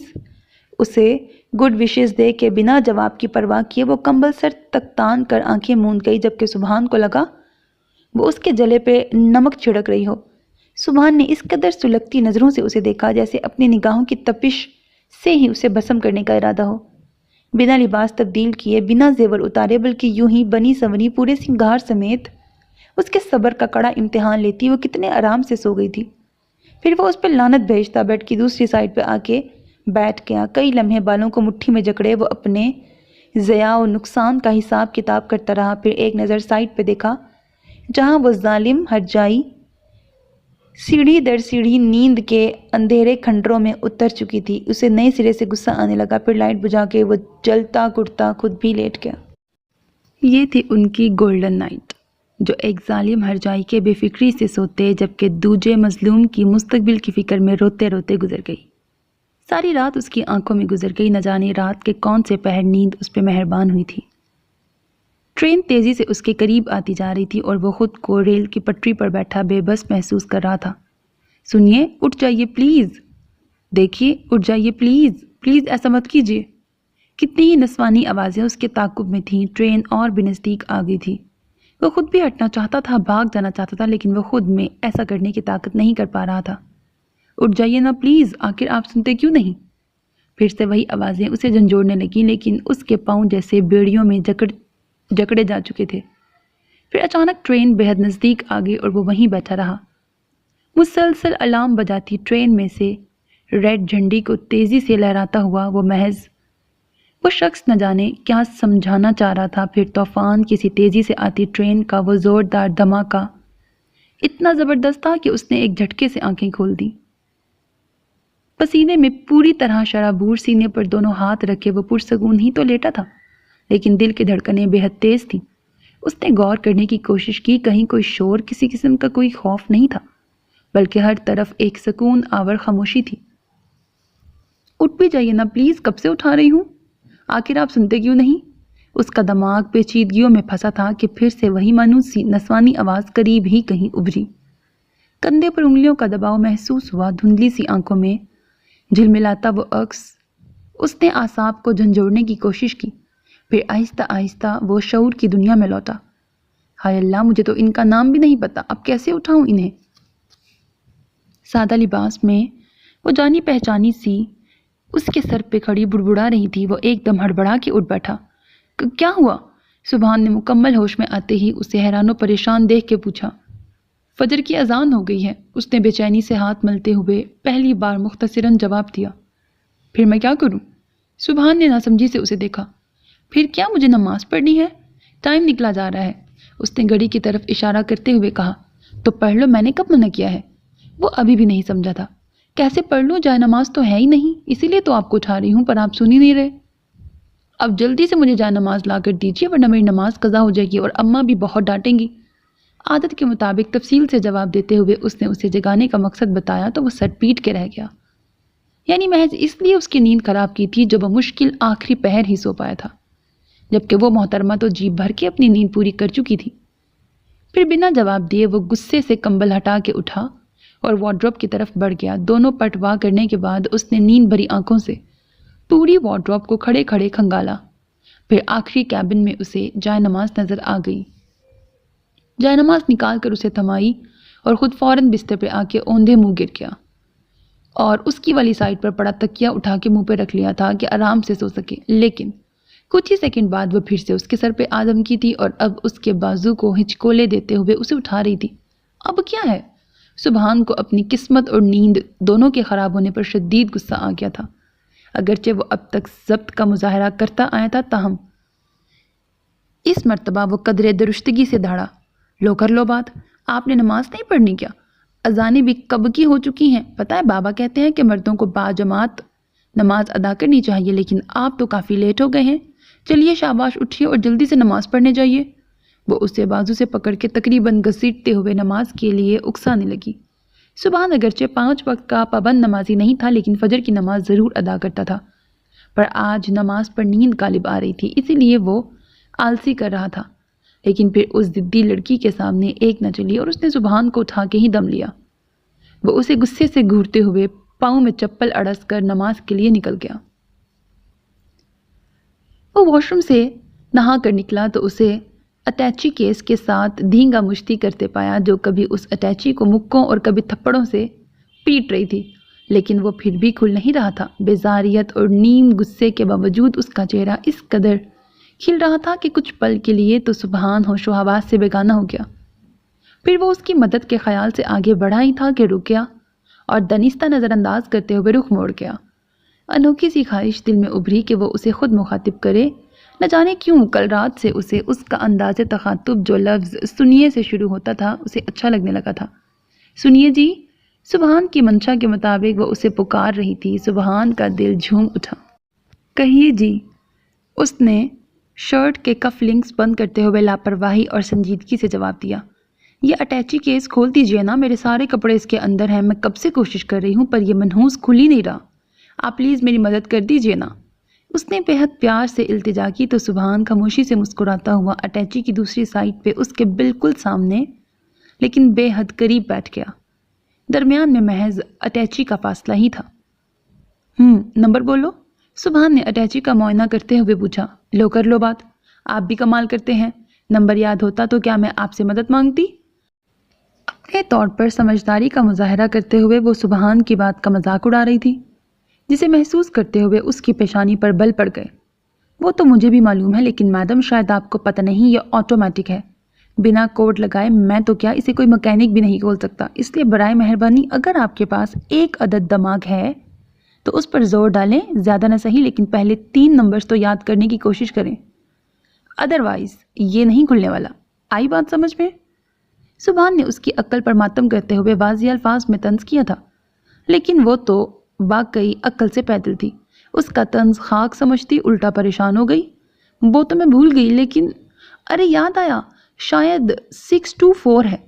مرجھائے چہرے کے ساتھ کچھ پل کی خاموشی کے بعد وہ ایک دم یاد آنے پر گرم جوشی سے بتانے لگی۔ تب سبحان نے شکر کا کلمہ پڑھا اور نمبرز اپلائی کرنے لگا۔ ارے نہیں، یہ والا نہیں، آئی تھنک 246 ہے۔ وہ ابھی نمبر گھما ہی رہا تھا کہ اس نے سبحان کے ہاتھ پہ ہاتھ رکھتے ہوئے روک دیا۔ سبحان نے تعصب سے سر ہلایا اور ایک گہرا سانس خارج کرتا ہوا اس کا بتایا گیا نیا نمبر نئے سرے سے اپلائی کرنے لگا۔ نہیں، شاید یہ والا بھی نہیں ہے، مجھے لگتا ہے 462 تھا۔ اس نے ایک بار پھر ہاتھ روکا، تاہم اس مرتبہ سبحان کو غصہ آ گیا۔ I'm sorry، مجھے شاید ٹھیک طرح سے یاد نہیں، لیکن اتنا یاد ہے کہ ان تینوں نمبروں میں سے کوئی نمبر ہے۔ سبحان کے چہرے کے بگڑے تاثرات پر نظر ڈالتے ہوئے وہ انگلیاں مروڑتے ہوئے وضاحت دینے لگی، لیکن سبحان اس کا جواب سن کے آگ بگولا ہو گیا۔ What rubbish! اتنی ڈفر ہو گیا تم کہ 3 نمبر یاد نہیں رکھ سکتی۔ سبحان نے اٹیچی بند کی دوسری سائڈ پر اچھالتے ہوئے غصے سے کہا تو وہ سہم گئی۔ یاد تو ہیں، بس سیکوینس بھول گئی ہوں۔ اور آپ بھی کمال کرتے ہیں، اتنے ہٹے کٹے ہو کر ایک اٹیچی نہیں کھول سکتے۔ آپ تو اتنی بڑی باڈی بلڈر ہیں، ذرا سا بٹن دبائیں گے یہ کھل جائے گا۔ خامخواہ مجھ پہ چلا رہے ہیں۔ وہ معصوم بنتے ہوئے اپنا جرم چھپا کر اس کی فٹ اینڈ اسٹرانگ کسرتی جسم کو نشانہ بناتے ہوئے نیا مشورہ دے گئی۔ فی الحال تو میرا دل چاہ رہا ہے کہ تمہارا گلا ہی دبا دوں تاکہ قصہ تمام ہو، خاص کم جہاں پاک۔ اسے بے تحاشا غصے سے گھورتے ہوئے وہ دل کی خواہش دل میں دبا گیا۔ پھر ہاتھ سے اٹیچی گھسیٹ کر اسے قریب کرتے ہوئے وہ نئے سرے سے کوشش کرنے لگا۔ بالآخر 15 منٹ کی جان توڑ مشقت کے بعد وہ اس زنبیل کو کھولنے میں کامیاب ہو گیا۔ پھر اسی طرح خاموشی سے اٹھ کر ڈریسنگ کے سامنے ہو کر بالوں میں برش کرنے لگا، لیکن نظریں آئینے میں واضح نظر آتے اس کے مخملی وجود پر مرکوز تھیں، جو اب یکے بعد دیگرے بیڈ پر کپڑوں کا ڈھیر لگا رہی تھی۔ سنیے، ہاتھ میں سیاہ رنگ کا ہینگ شدہ سوٹ تھامے وہ پھر سے اسے پکار رہی تھی۔ فرمائیے۔ بنا مڑے ہی وہ سبحان تیزی سے بالوں میں برش چلاتا آئینے میں اسے دیکھتے ہوئے پوچھا۔ آپ نے اپنا نام تو بتایا نہیں۔ آپ نے پوچھا ہی نہیں۔ لو کر لو بات، مجھے یاد ہی نہیں رہا۔ خیر کوئی بات نہیں، اب بتا دیجئے کیا نام ہے آپ کا؟ وہ ماتھے پہ ہاتھ مار کر اپنی غلطی مانتے ہوئے پوچھنے لگی۔ زل سبحان، اس نے سنجیدگی سے جواب دیا۔ ارے واہ، بابا کی طرح آپ کے نام کے اینڈ میں بھی نون آتا ہے، کتنا اچھا لگتا ہے نا، جیسے پان کی دکان، آلو والا نان، بیسن والا نان، مائی فیوریٹ۔ اپنی ہی بات کا مزہ لیتے ہوئے وہ خود تالی بجا کے ہنسنے لگی۔ تاہم جس طرح اس نے اپنی پسندیدہ چیزوں کے نام لے کر کافیوں کی ٹانگ توڑی تو اس پر سبحان کو بھی ہنسی آ گئی۔ غصہ منٹوں میں اڑنچو ہو گیا۔ جو بھی تھا وہ تھی بڑی دلچسپ، اور اس سے بھی زیادہ مزے کی اس کی بنا سر پیر کی باتیں تھیں۔ برش کے بعد سبحان پینٹ کی جیبوں میں ہاتھ ڈال کر وہیں ڈریسنگ سے ٹیک لگا کے بیٹھتے ہوئے اسے دلچسپی سے دیکھا۔ بائی دا وے میڈم، آپ نے اپنا نام تو بتایا ہی نہیں۔ What is your name? سبحان نے بڑی شوخی سے پوچھا۔ میرا نام پلوشا ہے۔ ویری ویل، بہت پیارا نام ہے، بالکل تمہاری طرح۔ سبحان نے اس کی اور نام کی مشترکہ تعریف کی تو وہ شرمانے کی بجائے فخر سے مسکرا دی۔ تاہم سبحان کی یہ سوچ کر ہنسی آئی کہ شاید وہ دونوں دنیا کے پہلے میاں بیوی تھے جو شادی کے بعد ایک دوسرے سے متعارف ہو رہے تھے۔ کتنے مزے کی سچویشن تھی، یعنی ان کی شادی بھی عجیب تھی اور وہ دونوں خود بھی۔ یہ سوچ کر وہ آپ ہی آپ مسکرا دیا۔ اگلے دن اصولاً تو ان کا ولیمہ ہونا چاہیے تھا، لیکن ولیمہ 2 ماہ کی تاخیر کے بعد ہونا قرار پایا تھا۔ وجہ کیا تھی یہ سبحان کو کسی نے نہ بتایا، نہ ہی اس نے پوچھا۔ تاہم اب خاندانی رسم کے مطابق وہ پلوشا کو اس کے والدین کے ہاں لے جانے کے لیے تیار ہو رہا تھا۔ پھر رات کو بنا قیام کیے ہی اسے واپس آنا تھا اور پورے 3 دن بعد اسے پلوشا کو لینے جانا تھا۔ یہ ان کی مخصوص رسم تھی، لہذا سبحان بالکل تیار تھا۔ دوپہر کے قریب وہ دونوں جبران ہاؤس پہنچے، جہاں انہیں ہاتھوں ہاتھ لیا گیا۔ پلوشا تو گھر جاتے ہی غائب ہو گئی، لیکن اس کی والدہ منیبہ جبران، دادی زینت خاتون اور والد جبران علی دیر تک سبحان سے باتیں کرتے رہے، اور بیچارہ سبحان برا پھنسا جو ان کے سوالوں کی لمبی لسٹ کے جوابات محض ہوں ہاں میں دے رہا تھا۔ دوپہر کا کھانا بھی اس نے پلوشا کی غیر موجودگی میں اس کے گھر والوں کے ساتھ کھایا۔ پوچھنے پر اس کی والدہ منیبہ نے بتایا کہ وہ اپنی سہیلیوں سے ملنے گئی ہے، یعنی ایک رات کے شوہر کی اتنی بھی ویلیو نہیں تھی کہ وہ اسے یوں تنہا چھوڑ کر اپنی سہیلیوں سے ملنے چلی گئی۔ سبحان بیچارہ دل مسوس کے رہ گیا۔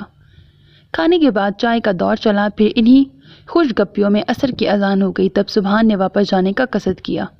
اگرچہ اس کی سسرال اسی شہر میں محض آدھے گھنٹے کی مسافت پر تھی، تاہم داجی نے سخت ہدایت کی تھی کہ وہ پلوشا کو چھوڑ کے فوراً گھر پہنچے، لہٰذا وہ مزید دیر نہیں کرنا چاہتا تھا، جبکہ منیبہ اسے کچھ اور دیر روکنا چاہتی تھی، لیکن وہ انکاری تھا۔ نہیں آنٹی جی، معذرت چاہتا ہوں، مجھے جلدی نکلنا ہوگا۔ ابھی حیدر کا فون آیا ہے، کچھ ضروری کام ہے، مجھے ابھی جانا ہوگا۔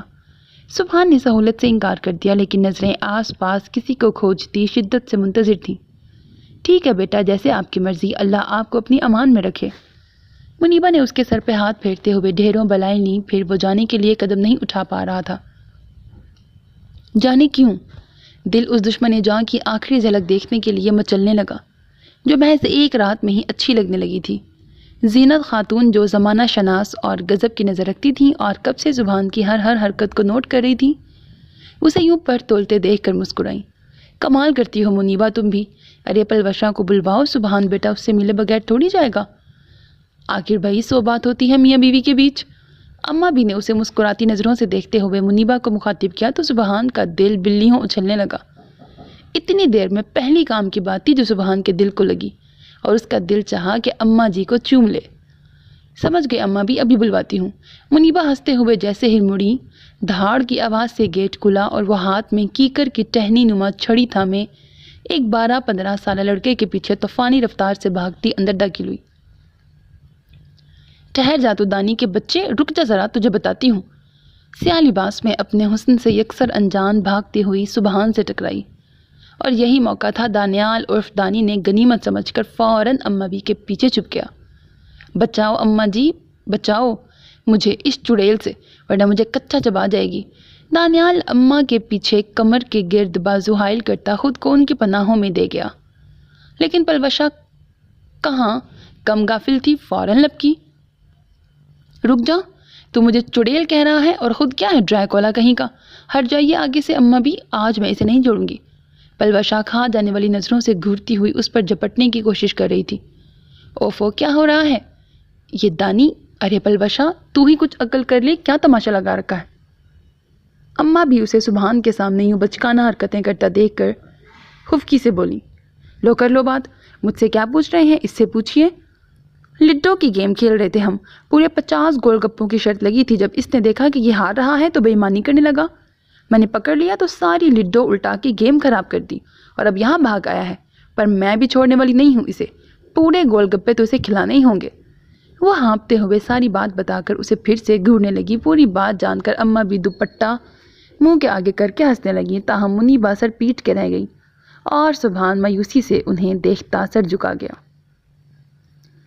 झूठ मत बोल पलवशा, बेईमानी मैं नहीं तू कर रही थी जब भी मैंने गेम खराब की। अब देखो अम्मा भी ये सारा इल्ज़ाम मुझे दे रही हैं, झूठी कहेंगी।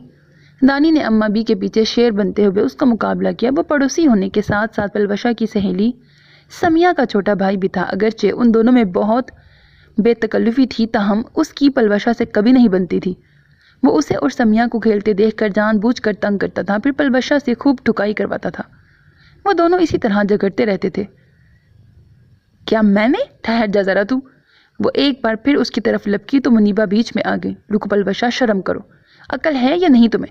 हर वक्त मस्ती, हर वक्त मजाक, कभी तो सीरियस हो जाया करो। अब शादी हो गई है तुम्हारी, इसलिए बदलो खुद को। और ये क्या तरीका है? सुभान बेटा कब से तुम्हारा इंतजार कर रहा है, पर तुम गायब हो। होश है या नहीं तुम्हें? मुनीबा को सुभान के सामने उसकी ये हरकतें एक आंख न भाई। उन्हें बेहद गुस्सा आ गया, इसलिए बिना लिहाज किए उन्होंने उसे सबके सामने अच्छी खासी डांट पिलाई तो वो मुंह फुलाती सर झुका गई। दानी तो उसकी यूं सरेआम दुर्गत बनते देखकर खिसक गया। गुस्से और शर्मिंदगी के बाइस उसके मुंह के तासुरात ऐसे थे जैसे अभी रो देगी। सुभान को उस पर तरस आया। कोई बात नहीं आंटी, हो जाता है, प्लीज़ आप इसे मत डांटिए, समझ आएगी आहिस्ता आहिस्ता।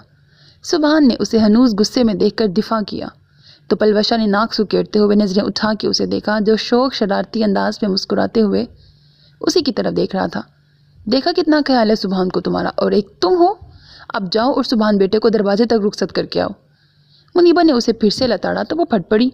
लो कर लो बात, अब ये बच्चे थोड़ी ना हैं जो मैं इन्हें दरवाजे तक छोड़ के आऊँ, जैसे आए हैं वैसे चले भी जाएंगे। उसने ढीठपन से जवाब दिया। पलवशा तुम? रहने दे आंटी, इसकी कोई ज़रूरत नहीं, मैं चला जाऊँगा। अब इजाज़त दीजिए, खुदा हाफिज़। अगरचे सुभान चाहता था कि वो दरवाजे तक उसके साथ आए और सुभान उससे कोई शोखो चंचल सा जुमला कहे, लेकिन वो अपनी ख्वाहिश की वजह से उसे मज़ीद डांट भी नहीं पिलवाना चाहता था, इसीलिए बात संभाल कर उनसे रुखसत लेता चला गया। तब मुनीबा ने उसे जताने वाले अंदाज में घूरा, लेकिन वो कंधा उचका के अंदर चली गई और पीछे वो तासुफ और गहरी सोच से उसकी पुश्त को घूरती रही। अम्मा भी, पता नहीं क्या बनेगा इस लड़की का, कहीं इसे ब्याह कर हमने कोई गलती तो नहीं कर दी। मुनीबा दूर की सोचते हुए फिक्रमंदी से बोली तो उन्होंने नफ़ी में सर हिला दिया। अगर गलती होती तो इतना अच्छा नेक और फर्मा बरदार दामाद हमें न मिलता। देखा नहीं वो अपनी पलवशे को कितना चाहता है। मुझे उम्मीद है कि वो बहुत जल्द पलवशा को अपने रंग में रंग लेगा। तुम फिक्र मत करो, सब ठीक हो जाएगा। अम्मा भी ने उनकी ढारस बंधाई। खुदा करे आप जैसा कह रही हैं वैसा ही हो। मुनीबा भी एक उम्मीद के सहारे मुतमईन हो गई थी। जबरान अली और मुनीबा जबरान की सारी उम्र की पूंजी और कुल मता हयात सिर्फ उनकी दो बेटियां ही थीं। बड़ी बेटी अरूसा जबरान और दूसरी उससे 4 साल छोटी पलवशा जबरान। दोनों ही माँ बाप और दादी की बेहद लाडली थीं। अरूसा समझदार, बेहद ज़हीन और अक्लमंद थी, जबकि पलवशा हद दर्जे भोली, लापरवाह और लाउबाली सी। ताहम उन सब के बावजूद वो बाप की लाडली और दादी की आंख का तारा थी। अलबत्ता मुनीबा से अक्सर और बेशतर डांट खाती रहती थी, लेकिन हर बार अरूसा उसकी ढाल बन जाती थी। दोनों बहनों में बेहद प्यार था। अरूसा की बीएससी करने के बाद फ़ौरन शादी हो गई। उसकी निस्बत बचपन से ही अपने तायाजाद वकास से तय थी, जो अपनी फैमिली के साथ कनाडा में मुकीम था और MBBS के बाद वहीं हॉस्पिटल में डॉक्टर की हैसियत से मुलाजमत कर रहा था। शादी के बाद अरूसा भी वकास के साथ कनाडा चली गई। शादी के 1.5 साल बाद खुदा ताला ने उसे औलाद की आस लगाई, लेकिन उसका केस काफ़ी कॉम्प्लिकेटेड था और डॉक्टर्स ने उसे बेहद एहतियात करने के लिए कहा था। लेकिन चूंकि ये उसकी पहली डिलीवरी थी, इसलिए वो अपने वालिदैन के यहाँ आना चाहती थी, लेकिन केस की कॉम्प्लिकेशंस की बिना पर डॉक्टर्स ने उसे सफ़र करने पर पाबंदी लगा दी थी। तब से अरूसा ने रो रो के बुरा हाल किया हुआ था। उसकी हालत के पेश नज़र वकास ने चचा की पूरी फैमिली को कनाडा आने की रिक्वेस्ट की थी, जिसे सुनते ही जबरान साहब ने फ़ौरन सारी तैयारियां कर ली। वो जल्द अज जल्द अपनी बेटी के पास पहुंचना चाहते थे। सब कुछ रेडी हो गया था, बस यहाँ आकर पलवशा का मसला खड़ा हो गया। चूँकि वो मैट्रिक की स्टूडेंट थी, उम्र 18 साल ना होने के बाइस उसका ID कार्ड नहीं बना था, जिसकी वजह से अब उसके पासपोर्ट का मसला बन गया था। जबरान अली ने बेहद कोशिश की कि किसी तरह उम्र बढ़ा के ID कार्ड बनवाने के लिए, लेकिन उसमें भी कम से कम माह का वक्त दरकार था, जबकि उन्हें 2 हफ्ते के अंदर अंदर कनाडा जाना था। वक्त कम था और उधर अरूसा फ़ोन पे फ़ोन कर रही थी। जबरान अली बेहद परेशान थे کہ اچانک ان کے بینک میں ہاشم قاسمی سے ملاقات ہو گئی، جو ان کے بڑے بھائی مہران علی بریکٹ عروسہ کے سسر کے جگری دوست تھے۔ جبران علی اس حوالے سے ان کی بےحد عزت کرتے تھے۔ انہوں نے جبران سے پریشانی کی وجہ پوچھی تو وہ دکھ سے سانس لیتے ہوئے انہیں ساری بات بتا گئے، جسے سن کر ہاشم قاسمی گہری سوچ میں ڈوب گئے۔ پھر کچھ توقف کے بعد گویا ہوئے، یار جبران، اگر تو برا نہ مانے تو میں ایک بات کہوں۔ کچھ توقف کے بعد وہ پھر بولے، میں تیری بیٹی پلوشا کی شادی اپنے پوتے زل سبحان سے کرنا چاہتا ہوں، کیا خیال ہے؟ ایسا کرنے سے تیرا مسئلہ بھی حل ہو جائے گا اور بہو لانے کا میرا جو ارمان ہے وہ بھی پورا ہو جائے گا۔ بتا کیا خیال ہے؟ انہوں نے کتنی آسانی سے بات ختم کر دی، لیکن جبران تو یہ سوچ کر ہی حیران رہ گئے کہ اللہ تعالیٰ کس کس انداز سے اپنے بندے کی پریشانیوں کو غیبی امداد سے حل کر دیتا ہے۔ بے شک وہ دلوں کے بھید سے اچھی طرح واقف ہے۔ وہ سمجھ نہیں پا رہے تھے کہ کس منہ سے اپنے پروردگار کا شکریہ ادا کریں۔ بھائی صاحب، یہ آپ کچھ کہنے کی ضرورت نہیں یار، بس چھیتی نال بیٹی کی رخصتی دی تیاری کر، وقت بہت کم ہے اور ہم بھی مزید انتظار نہیں کر سکتے۔ جلد از جلد اپنے گھر آنگن کو اپنی بہو دے قدموں نال آباد کرنا چاہتے ہیں۔ ہاشم قاسمی کے انداز پر جبران علی مشکور ہوتے ان کے سینے سے لگ گئے۔ پھر کیا تھا، سب کچھ آنن فانن طے ہو گیا۔ گھر دیکھا بالا تھا، خاندان اچھا تھا، لوگ تو بےحد اچھے تھے، لہٰذا انکار یا نکتہ چینی کی کوئی گنجائش نہیں نکلتی تھی۔ اس لیے محض 7 دن کے اندر اندر مختصراً لیکن ہر ممکن طریقے سے بھرپور تیاری کی گئی، اور یوں 8ویں دن پلوشا جبران مسز پلوشا سبحان بن کر اپنے پیا کے سنگ رخصت ہو گئی۔ جبران اپنے فرض سے اتنے احسن طریقے سے سبکدوش ہونے پر خدا کے حضور سجدہ ریز تھے، باقی جو ذرا سا خوف تھا وہ سبحان کے حسن سلوک سے متاثر ہو کر ختم ہو گیا تھا۔ کوئی خلش باقی نہیں رہی تھی۔ جلد بازی میں ہی صحیح، لیکن انہوں نے اپنے عزیز زرجان بیٹی کے لیے بہترین فیصلہ کیا تھا اور اب وہ پوری طرح مطمئن ہو گئے تھے۔ رسم کے مطابق ٹھیک 3 دن کے بعد سبحان اسے لینے پہنچ گیا۔ حسب توقع وہ غائب تھی۔ سبحان کو لگا شاید آج بھی وہ لڈو کھیل رہی ہو، لیکن آدھے گھنٹے بعد وہ تولیے سے بال خشک کرتی کمرے سے برآمد ہوئی۔ پنک کڑھائی والے لباس میں کمر سے نیچے آتے بالوں کو تولیے سے ہلکا رگڑتی نکھری نکھری سی وہ سیدھا سبحان کے دل میں اتر گئی۔ پھر جیسے ہی اس پر نظر پڑی تو حیران رہ گئی، ارے آپ کب آئے؟ خالصتاً بیویوں والا انداز تھا۔ سبحان بے حد خوش ہوا۔ ابھی تقریباً آدھا گھنٹہ پہلے، سبحان نے مسکراتے ہوئے جواب دیا۔ اس وقت لاؤنج میں وہ اور اماں بھی ہی بیٹھے تھے، منیبہ شاید کچن میں تھیں۔ پھر کچھ لمحے بات چیت کے بعد اماں بھی اس سے مخاطب ہوئی، پلوشے پتر جلدی سے سامان پیک کر لو، سبحان پتر تجھے لینے آیا ہے۔ اماں بھی نے اس کے دراز گیلے بالوں پہ ہاتھ پھیرتے ہوئے کہا، لینے آئے ہیں؟ لیکن کیوں؟ پلوشا نے اس قدر حیرت سے پوچھا کہ کچھ پل کے لیے تو اماں بھی اور سبحان بھی گنگ رہ گئے۔ پتر شادی ہو گئی ہے تیری، سسرال نہیں جانا کیا؟ لیکن شادی تو ختم ہو گئی نا، اس نے الجھتے ہوئے جواز پیش کیا۔ اماں بھی نے کنکھیوں سے سبحان کو دیکھا جو ان دونوں کو دیکھ کر سر جھکا گیا تھا۔ پھر وہ قدرے شرمندہ ہوتی اسے سمجھانے لگی، پلوشے پتر، جب لڑکی کی شادی ہو جاتی ہے نا تو وہ اپنے شوہر کے ساتھ اس کے گھر میں رہتی ہے، جیسے عروسہ کی شادی ہوئی اور وہ اپنے سسرال میں ہے، ٹھیک ویسے ہی اب تمہیں بھی اپنے سسرال میں جانا ہوگا۔ چل شاباش میرا بچہ، اب جلدی سے جا کے پیکنگ کر لے، سبحان کو دیر ہو رہی ہے۔ اماں بھی نے اس کے بال سہلاتے ہوئے کہا تو وہ معصومیت سے اسبات میں سہلاتے ہوئے فوراً مان گئی۔ کتنی بھولی تھی وہ، یعنی کچھ بھی منوانا ہو تو ایک چھوٹے سے لیکچر کا ڈوز دے دیا جائے۔ یہ ایک اور کی ہاتھ لگی تھی سبحان کے، جسے وہ فوراً دماغ کی میموری میں سیو کر گیا۔ پھر وہ پیکنگ کے ارادے سے اٹھی اور لاؤنج کے داخلی دروازے تک پہنچی ہی تھی کہ وہاں سٹینڈ پر رکھے فون کی بیل بجنے لگی۔ اس نے فوراً لپکتے ہوئے ریسیور اٹھایا۔ کینیڈا سے فون تھا۔ اے عروسہ، کیسی ہو تم؟ مائی گاڈ، کتنی لمبی عمر ہے تمہاری، حالانکہ میں نے تمہیں بالکل بھی یاد نہیں کیا تھا۔ بغیر سلام دعا کے پرجوش انداز میں اس نے عادتاً بہن کو چھیڑا، حالانکہ وہ عروسہ سے 4 سال چھوٹی تھی، لیکن دونوں بہنوں میں خاصی بے تکلفی تھی۔ دوسری طرف عروسہ کھلکھلا کے ہنستی، میں جانتی ہوں بھائی، ظاہر ہے یاد تو انہیں کیا جاتا ہے جنہیں انسان بھول جائے، کیوں؟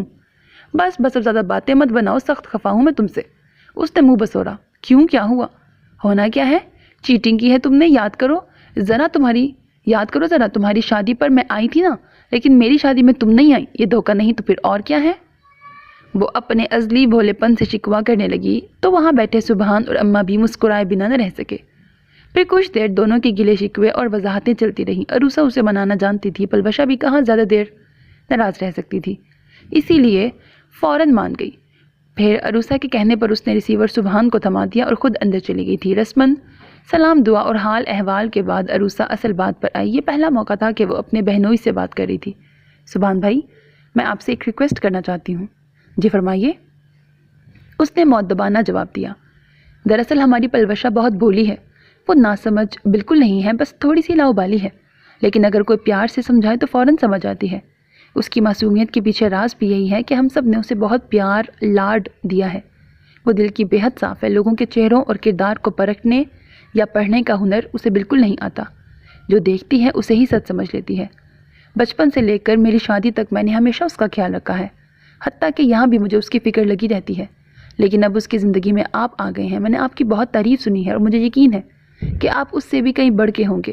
بس آپ سے ایک التجا ہے کہ اس کا بہت خیال رکھیے گا۔ اگر وہ کوئی غلطی کرے تو ڈانٹ کر نہیں بلکہ پیار سے اسے سمجھائیے گا، پھر دیکھیے گا آپ جان جائیں گے کہ اسے سمجھنا اور سمجھانا کتنا آسان ہے۔ وہ بہت دلچسپ ہے، یہ بھی آپ کو جلد پتہ چل جائے گا، لیکن اس امید پر میں اسے آپ کی سرپرستی میں دے رہی ہوں کہ آپ اسے وہی مان، عزت، پیار اور اپناپن دیں گے جو اب تک اسے اپنے والدین سے ملا ہے۔ اتنی سی توقع تو میں آپ سے کر سکتی ہوں نا؟ عروسہ کے لہجے میں بہن کے لیے بزرگانہ فکرمندی گھلی تھی۔ اس کی محبت اور شفقت کا انداز اس بات سے لگایا جا سکتا تھا کہ وہ فون پر بات کرتے کرتے آنسو بھی بہا رہی تھی، جسے سبحان نے بخوبی محسوس کیا تھا، اور وہ عروسہ کی ہر بات کو تہہ دل سے ذہن نشین کر رہا تھا۔ آپ بے فکر ہو جائیں عروسہ، کیونکہ پلوشہ اب میری ذمہ داری ہے۔ میں آپ سے وعدہ کرتا ہوں کہ اس کا پورا خیال رکھوں گا، آپ کو کبھی بھی مجھ سے کوئی شکایت نہیں ہوگی۔ سبحان نے اسے یقین دلا کر پوری طرح سے مطمئن کر دیا۔ پھر 2-4 باتوں کے بعد اس نے فون رکھ دیا۔ تب پلوشہ بھی بیگ تیار کر کے آ چکی تھی۔ پھر ڈھیر ساری ہدایتوں اور دعاؤں کے ساتھ انہیں رخصت کیا گیا۔ گھر پہنچتے ہی اسے داجی کا پیغام ملا۔ پلوشہ کو کمرے میں جانے کا اشارہ کر کے وہ سیدھا ان کے کمرے میں، جہاں ہمیشہ کی طرح اس وقت سبھی موجود تھے ماں سوائے پاپا کے، جبکہ ماما بیگ میں کپڑے اور ضرورت کی دیگر اشیاء رکھوا رہی تھی، جن میں سے زیادہ سامان لیڈیز کا تھا۔ سبحان نے حیرت سے سب کو دیکھا۔ السلام علیکم، اس نے مشترکہ سلام کیا تو سبھی نے جواب دیا، لیکن نظریں شرارت سے مسکرا رہی تھیں۔ سبحان کے کان ہائی الرٹ ہو گئے، دماغ میں خطرے کی گھنٹیاں بجنے لگیں۔ ضلع خیر نال پہنچ گئے پتر؟ داجی نے اسے قریب بلا کر اپنے شانے سے لگاتے ہوئے پوچھا۔ وہ آج پھر ضرورت سے زیادہ لاڈ دکھا رہے تھے، یہ کوئی اچھا سگنل نہیں تھا۔ سبحان کو کسی گڑبڑ کا احساس ہوا۔ جی داجی، بہو ٹھیک ہے؟ جی داجی ٹھیک ہے، پر یہ سب کیا ہے داجی؟ یہ اتنا سارا سامان کس لیے؟ اس نے جا بجا کمرے میں پھیلے بیگز اور سوٹ کیسز کی طرف اشارہ کرتے ہوئے پوچھا۔ اوئے لڈو، اینا سارا کتے ہے؟ بس ضرورت کی چیزیں ہیں، کل کو تم اگر دونوں کو کسی چیز کی ضرورت پڑی تو کیا پڑوسیوں سے ادھار مانگو گے؟ دونوں؟ کون دونوں؟ اوئے یار، تو اور پلوشہ، اور کون؟ ابھی 4 دن پہلے تو تیرا اس کے ساتھ بیاہ ہوا ہے، اینی چیتی بھول گیا اس کو؟ داجی نے کلکلاتے ہوئے وضاحت دی تو اس کے سر پر چھت آ گری۔ واٹ؟ پلوشہ؟ لیکن وہ میرے ساتھ کیوں جائے گی؟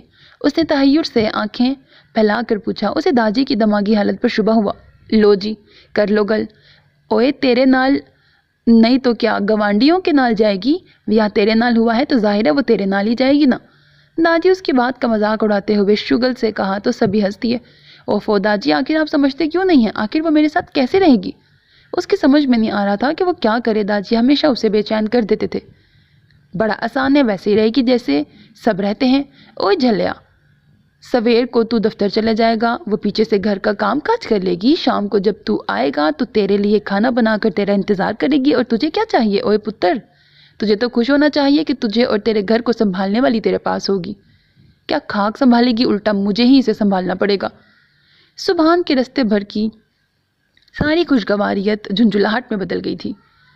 اسے نئے سرے سے غصہ آنے لگا تھا، اسی لیے اس نے داجی کی بات کے جواب میں احتجاجاً کہا، یہ تو اور بھی اچھی بات ہے نا بھائی، کیونکہ مستقبل میں بھی تو راتوں کو اٹھ کر بچوں کو آپ نے ہی سنبھالنا ہے نا، اسی لیے ابھی سے پریکٹس کر لیں بھابھی کو سنبھالنے کی، اسی بہانے عادت بھی ہو جائے گی، کل کو کوئی پرابلم نہیں ہوگی۔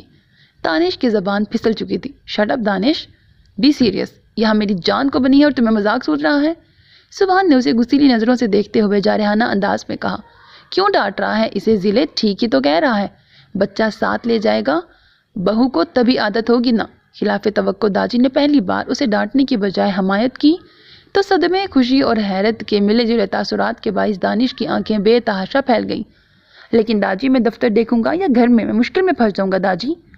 وہ کسی طور بھی آج داجی کی باتوں میں نہیں آنا چاہتا تھا، کیونکہ وہ جانتا تھا کہ پلوشا اس علیحدہ گھر میں تو کیا اس بھرے پورے گھر میں بھی جلدی خود کو مکس نہیں کر پائے گی، اسی لیے وہ داجی کے فیصلے کی اتنی جاندار مخالفت کر رہا تھا کہ حیدر آگے بڑھا۔